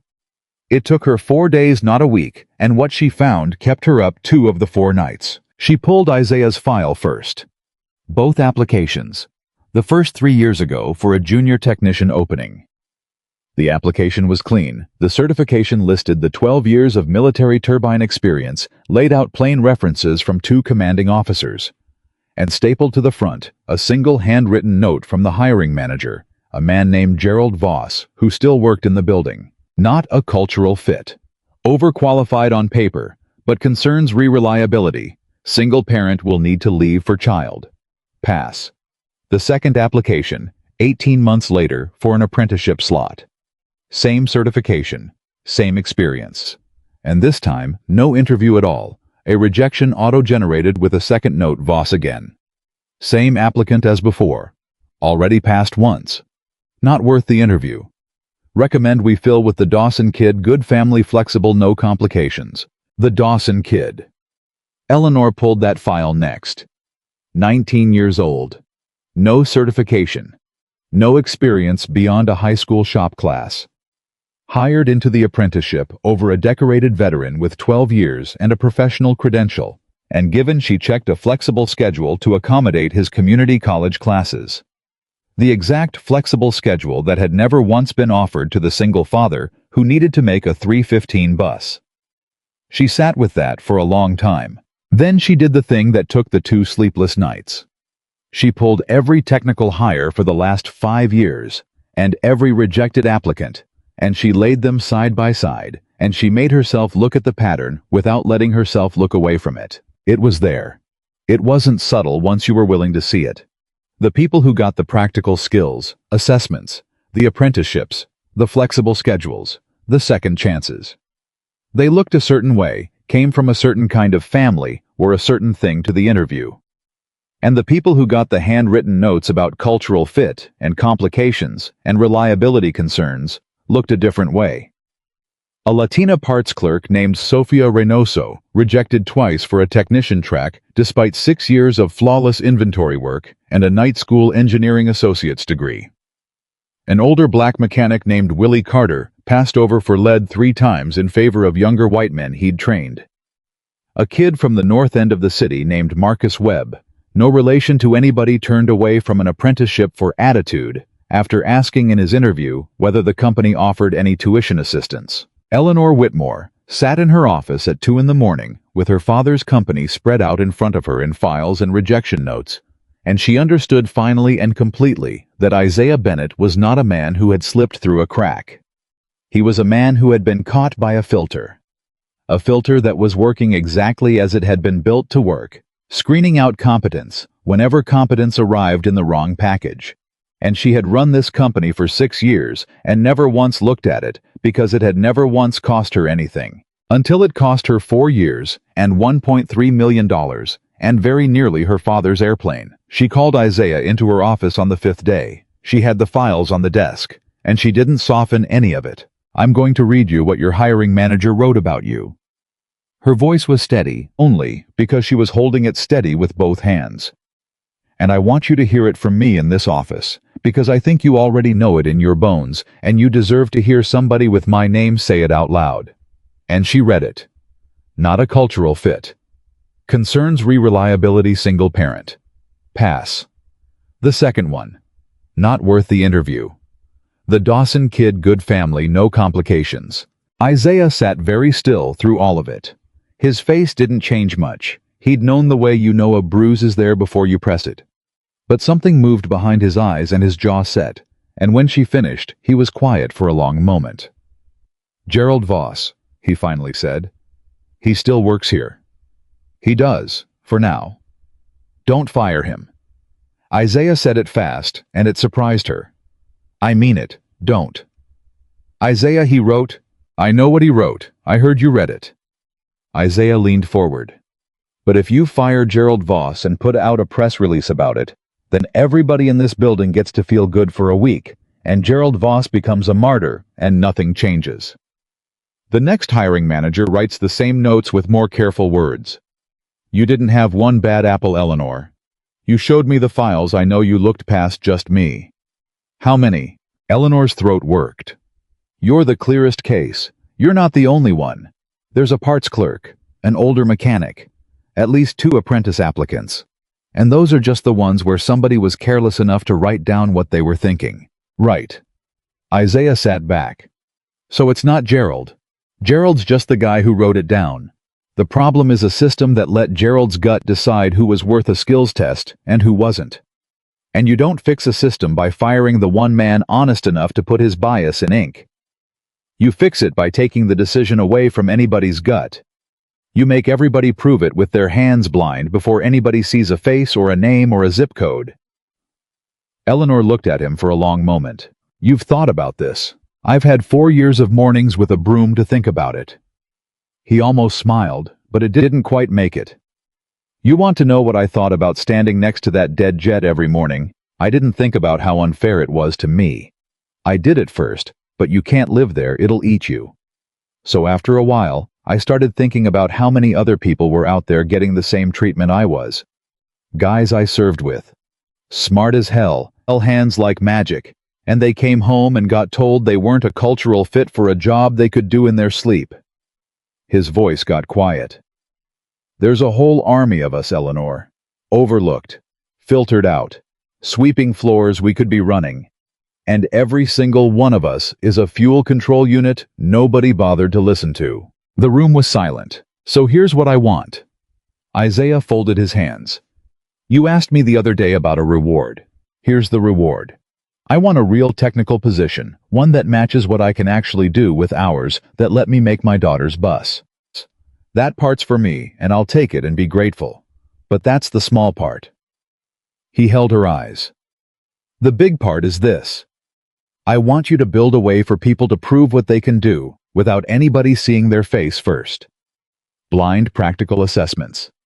Anybody in this building, janitor, parts clerk, warehouse, ground support, anybody who thinks they've got a skill, nobody's letting them show, they get to walk in and prove it. Hands on a machine, name off the paper, and let the work speak before the person does. Because the work doesn't lie. The work never lied. It was people lying about the work. He paused. You do that, and you don't just fix what happened to me. You fix what's gonna happen to the next me. And there's always a next me. Eleanor Whitmore looked across the desk at the man her company had made sweep its floors for 4 years and understood that he was without any question the most qualified person she had ever met to run exactly the thing he'd just described. What if I told you, she said slowly, that I don't just want you to take a technical position? What if I told you I want you to build the thing you just described and run it? Director of Field Diagnostics and a mandate to rebuild how this company finds and evaluates talent top to bottom. Your program. Your rules. The blind assessments, all of it. With my full authority behind you and the board's money to do it right. Isaiah was quiet. I'll be straight with you, Eleanor went on. It's partly self-interest. You just showed me my company has been throwing away its best people for years, and that nearly cost me everything I love. I can't afford to keep doing it. So yes, I need this fixed, and you're the one who can fix it. She leaned forward.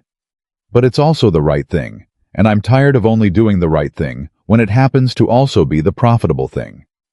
My father built this company on the idea that the machine talks first and a good man learns to listen. Somewhere along the way, we started deciding who was worth listening to before they ever opened their mouths. I want to put it back. And I can't think of a single human being on this planet more qualified to put it back than the one my own company wouldn't give a skills test to. Isaiah looked down at his hands. The grease was still there. It would always be there now, 4 years deep in the creases. There's a condition. Name it. 2, actually. He looked up. First one. Gerald Voss doesn't get fired. He gets reassigned out of hiring permanently, and he gets to watch the new program work. And if he can't stand to watch competence get a fair shake, then he can quit on his own.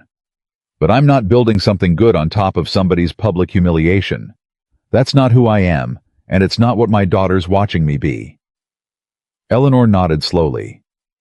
And the second one's harder. Isaiah's jaw tightened. You have to understand, and the board has to understand, that promoting one black man to run a diversity program does not fix your company. It can't. If you hand me a title and a nice office, and put out a press release and pat yourselves on the back, then I'm just a fig leaf, and in 2 years, I'm the guy you point to when somebody asks if you've got a problem. How can we have a problem? Look at Bennett. He shook his head. I won't be that. I'd rather keep the broom. If I take this, it's real, or it's nothing. Real means the blind assessments have teeth. Real means when my program finds somebody good, they actually get hired and promoted, even when that means passing over the Dawson kids with the good families. Real means it changes who's in this building 5 years from now, not just who's in the org chart. And real means, sometimes I'm going to walk into this office and tell you, your company did something ugly, and you're going to have to sit there and take it the way you took it today. Every time. Not just the first time when it's easy and the airplane just flew. Eleanor met his eyes. You're asking me to promise it'll be uncomfortable. I'm asking you to promise it'll be real. Uncomfortable's just what real feels like when you've been getting away with easy for a long time. Eleanor Whitmore stood up. She came around the desk, and she put out her hand, and she remembered this time before he could, and she looked down at his grease-worn hand, and then at her own. I don't shake clean hands either, she said. Not anymore. My father taught me better than that, and I forgot it for a while, and you reminded me. She took his hand. It's real, Isaiah. I give you my word in my father's building with his name over the door. It's real, or you walk and you take the whole story public, and you should. That's the deal. Isaiah shook her hand. Then I'll take it.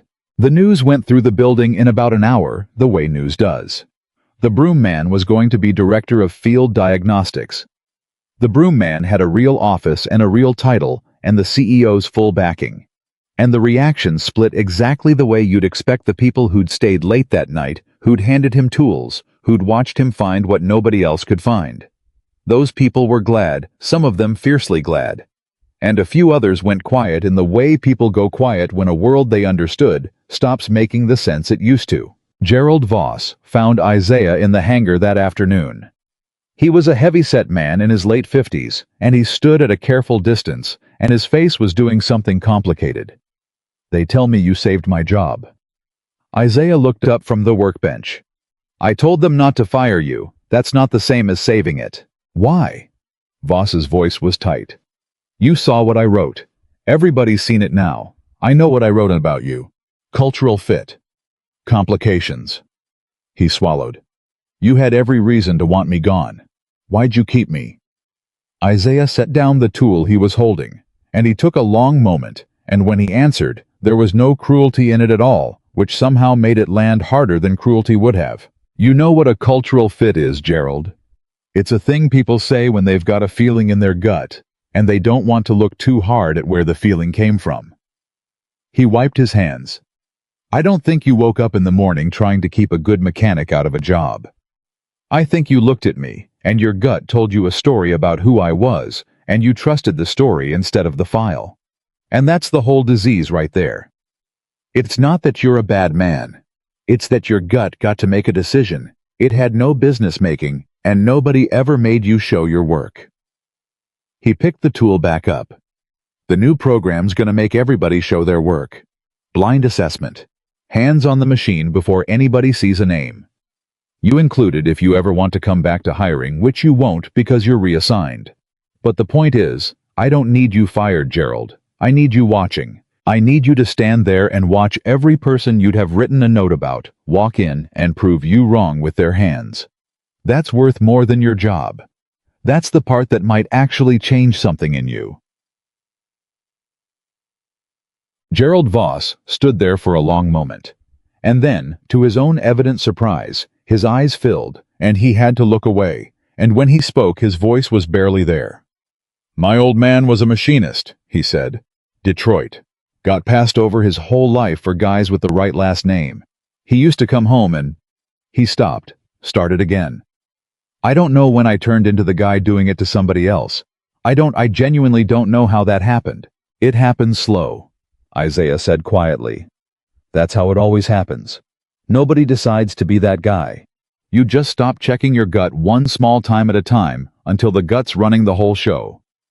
He looked at Voss, and there was something almost gentle in it now. "But you can start checking it again. Today. Right now. That's the thing about it. Gerald, the door back's always open. Most people just never walk through it, because walking through it means admitting you were standing on the wrong side. You already did the hard part. You said it out loud." He turned back to his bench. "Now go watch the program work. And when it finds somebody good your gut would have filed under not a fit. You make sure you're in the room.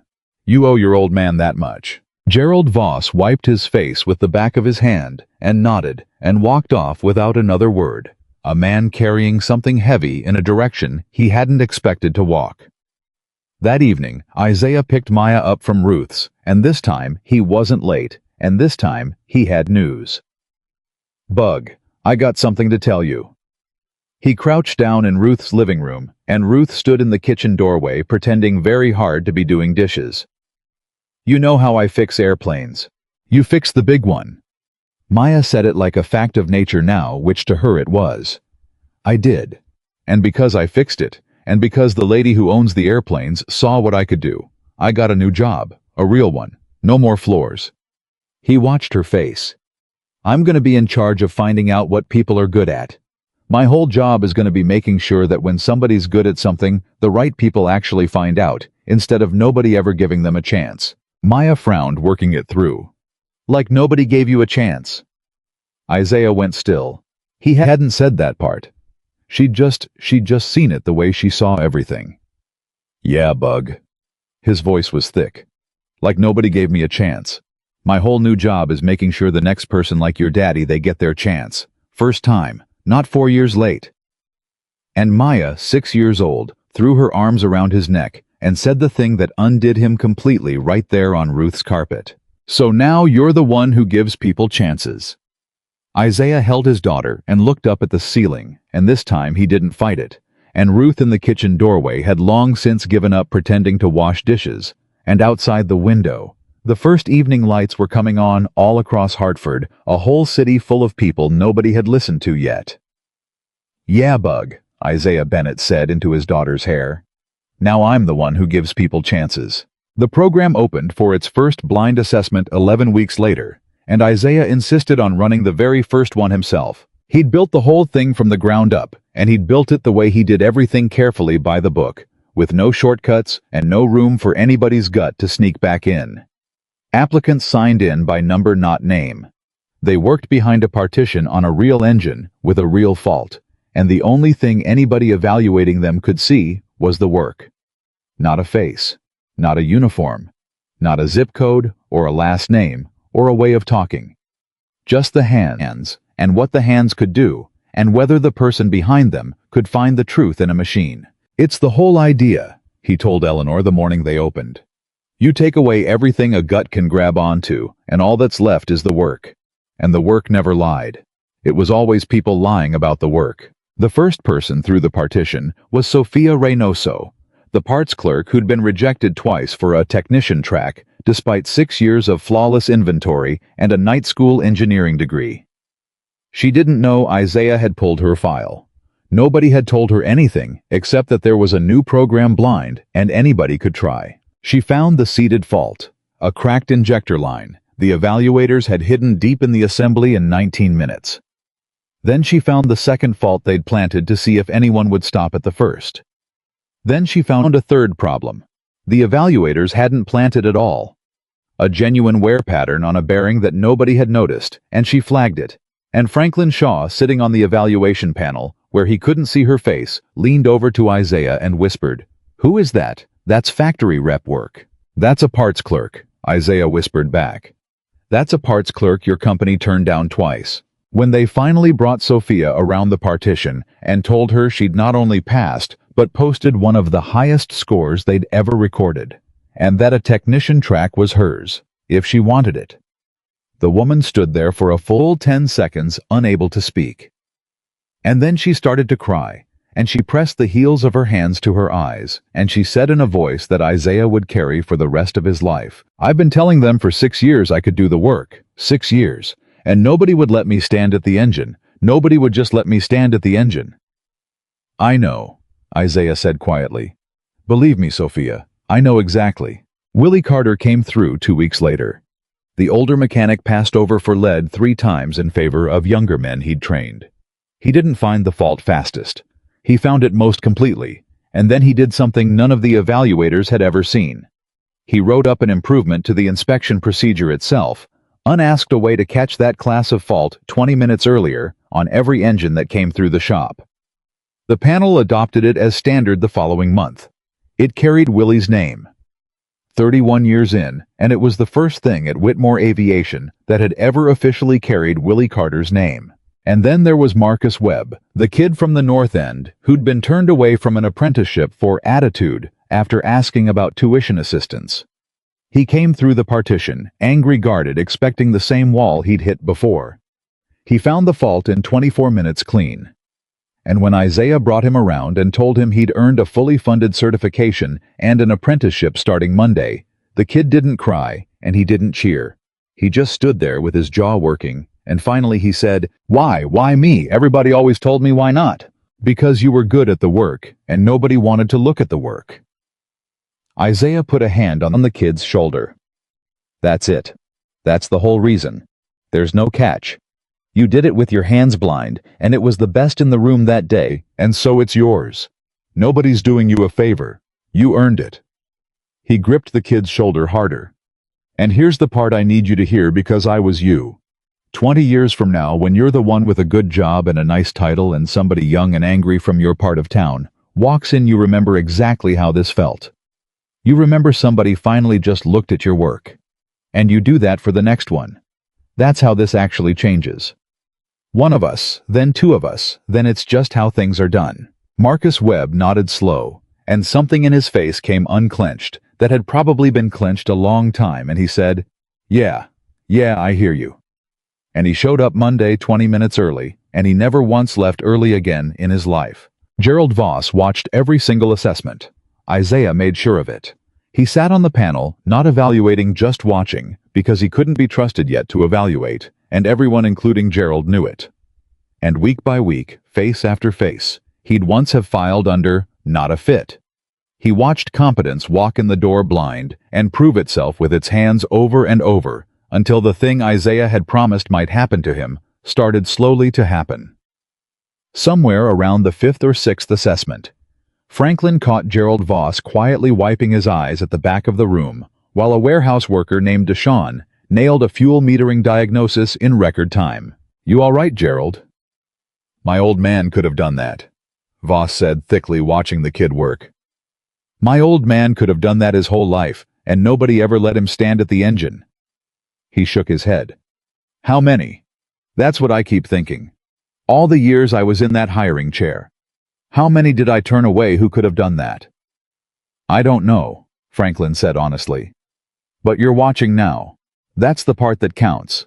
It's what you do the morning you finally see it." Which were, though Franklin didn't know it, almost exactly the words Eleanor had once said to Isaiah. They had a way of traveling those words. That was the whole point of them. Eleanor changed too, and not just in the ways that showed up in policy. She'd made the structural changes fast. The blind assessments became mandatory for every technical hire and every promotion.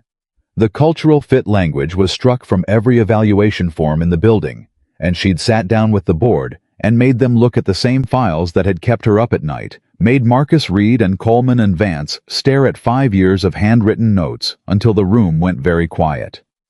But the change that mattered most was quieter than any of that. She stopped treating her father's airplane as a monument. For 4 years, the Learjet had been a wound she kept pouring money into, a promise to a dead man she didn't know how to keep. Now it flew. Whitfield took it up once a month to keep it exercised, and Reyes came off the clock to inspect it every quarter because she'd gotten attached, and Eleanor could have kept it as her private jewel, the resurrected treasure proof that she'd honored her father. Instead, she turned it into a door. She stood up in front of the whole company one morning, Isaiah beside her, and announced the Raymond Whitmore Foundation, a scholarship program that would put single parents, veterans, and kids from neighborhoods like Marcus Webb's through aviation maintenance certification. Full ride, no strings, with a guaranteed blind assessment at Whitmore Aviation at the end of it. The Learjet, she said, would be its centerpiece. Not a museum piece behind a rope. A working airplane that scholarship students would train on, put their hands on, learn the old way and the new way, both the screens and the sound, the data and the feel. "My father," she told the assembled company, and her voice was steady, but her eyes were not, bought this airplane with the first real money this company ever made. He used to say the machine talks before the screen does, and a good man learns to listen. For 4 years, I kept that airplane as a monument to him. And I had it exactly backwards. He wouldn't have wanted a monument. He'd have wanted a classroom. He'd have wanted every kid nobody would give a chance to standing at that engine learning to listen the way he learned to listen. She looked at Isaiah. "It took a man my own company wouldn't hire to teach me the difference. So the airplane flies. But from now on it flies to bring somebody up." The applications came in by the hundreds. And the first scholarship, Isaiah insisted on this, and Eleanor didn't argue, went to a single mother of 2 from Bridgeport, who'd been turning wrenches on cars in her cousin's garage for 9 years because no shop would hire a woman off the street, certification or no. Her name was Tanya. She cried harder than Sophia had. And 8 months later, she stood at Raymond Whitmore's Learjet with her hands inside its fuel system, and Isaiah Bennett standing beside her saying, "Close your eyes, forget the gauge for a second, now listen. Tell me what you hear underneath." Months turned. The program grew. It stopped being Isaiah's program and started being just how Whitmore Aviation did things, which is the only way you ever really know a thing has taken root, when it stops needing the person who planted it. Sophia made lead technician. Willie Carter's inspection procedure got adopted by 2 other shops in the state. Marcus Webb finished his first year at the top of his apprentice class. Deshaun from the warehouse got his certification funded. And somewhere in there the phrase, "the broom man," stopped being something you heard in that building at all. And if a new hire ever said it, an old hand would take them aside and tell them the story, and they'd never say it again. Isaiah kept his hours. That had been the whole point underneath all of it, the real reason, the Maya reason. He was director of field diagnostics now with an office he mostly didn't use because he liked the hangar better, but he was at the bus stop at 3:15. Every day. He'd told her always, and he'd meant it, and now the job finally let him keep the promise. The broom had let him keep, except now, he kept it as himself all the way. Stood up exactly the way Ruth had told him to. Ruth saw it. Of course she saw it. She saw everything. "You're standing different," she told him one Sunday, watching him play airplanes on the floor with Maya. "You know that you used to come in here folded up. 2 years I watched you come in that door folded up small so she wouldn't see it. And now you come in." She gestured, looking for the word, "open." "You come in open." Her eyes went bright. "My Denise married a man who was always this big. It just took the world this long to let him stand up to his full height. She'd have—" Ruth's voice caught. "She would have loved to see it, baby. She'd have loved to see you like this." "I think she does," Isaiah said quietly, watching his daughter fly a paper jet around her own head. "I think she's seeing all of it." The Learjet's first public flight, the real one, the ceremony, the day the foundation officially launched with press and scholarship students, and the whole company on the tarmac, came almost a year to the day after a man with a broom first stopped beside a dead jet to listen. Whitfield flew it. Reyes signed it off the clock one more time. Hale came. He came to everything now. Conrad Hale, who'd taken to spending 1 week a month at Whitmore, teaching the scholarship students avionics for free. The old lion who'd rediscovered the thing underneath his credentials and couldn't get enough of it. He and Isaiah had become of all the unlikely things genuine friends, the kind who argued happily about seal tolerances and fuel curves, and whose fathers had both. It turned out been the exact same kind of mechanic in the exact same kind of shop, one in Detroit and one in Korea, both of them saying the same true thing to sons who took different roads to the same place. "Your father and my father," Hale said, standing beside Isaiah on the tarmac as the crowd gathered, "would have gotten along like a house on fire." "They're getting along fine right now," Isaiah said. "Wherever they are, probably arguing about whether it's the seals or the metering."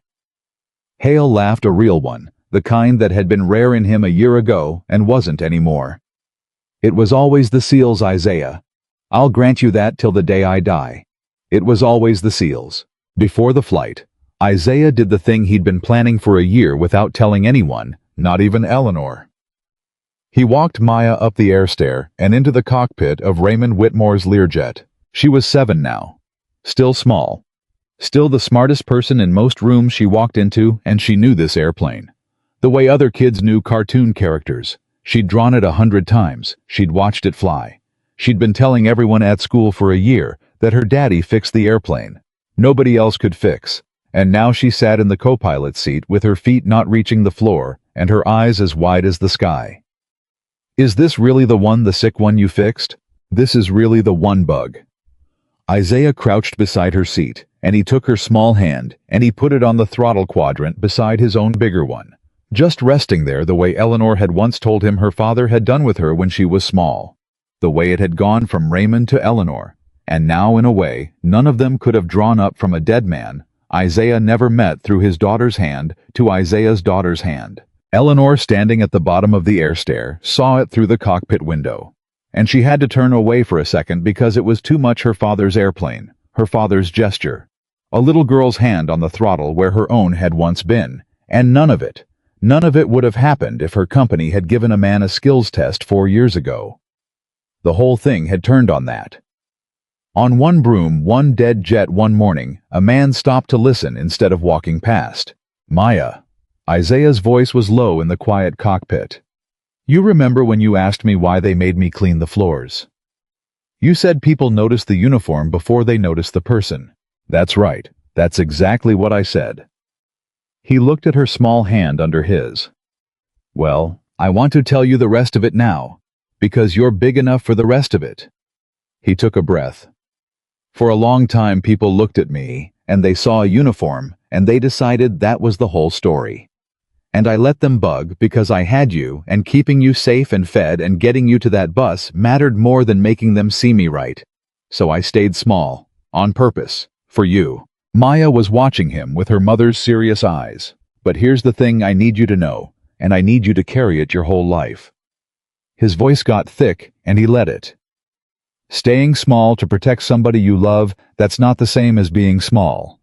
I was never small, Maya. Not for one single day. The world just couldn't see it yet. And the day it finally saw it. He squeezed her hand gently on the throttle. Wasn't the day I got big. It was the day the world got its eyes fixed. I was always this. Your daddy was always this. Don't you ever let anybody ever decide what you are before they've seen what you can do. You make them look at the work. The work never lies. You hear me? I hear you, Daddy. And then because she was 7, and because she was his, she grinned and added, "Can we make it fly now?" And Isaiah Bennett laughed the deep, whole laugh of a man who'd finally been allowed to stand up to his full height, and he said, "Yeah, Bug, let's go tell everybody we're ready. Then Commander Whitfield's gonna take her up, and you and me are gonna watch your airplane fly." They came down the air stair together, the tall one and the small one, hand in hand, exactly like the drawing she'd pressed into his greasy palm a year ago. 2 people, a big one and a small one, standing next to a jet under a yellow sun. Isaiah had it framed in his office now, that drawing. It was the only thing on the wall. The engines lit. Idle smooth, steady clean. The sound.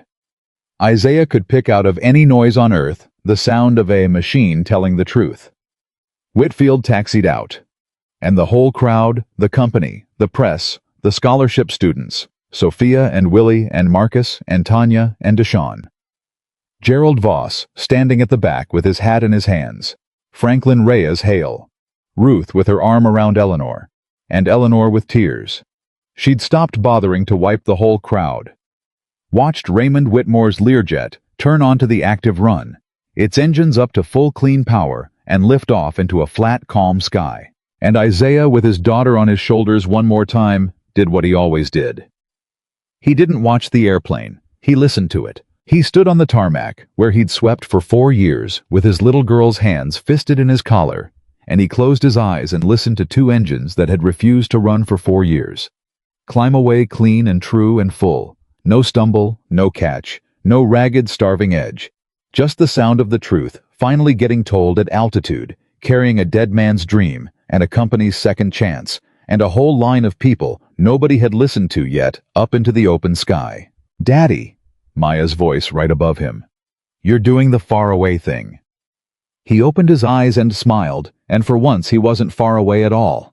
He was exactly, completely, all the way there. "No bug," Isaiah Bennett said. "Not anymore. I'm right here. I'm all the way here. The airplane." The experts couldn't save for 4 years climbed into the morning, and the man the world had called a broom stood on the ground with his daughter on his shoulders, and his hand pressed over her mother's drawing. And he had not been rescued. And he had not been given anything. He didn't earn. He had simply finally been seen. And a man who has been seen once cannot ever again be made invisible. Talent has no uniform. Worth has no color. And the truth, if you have the patience to stop and listen for it, will always, always find its way back into the sky.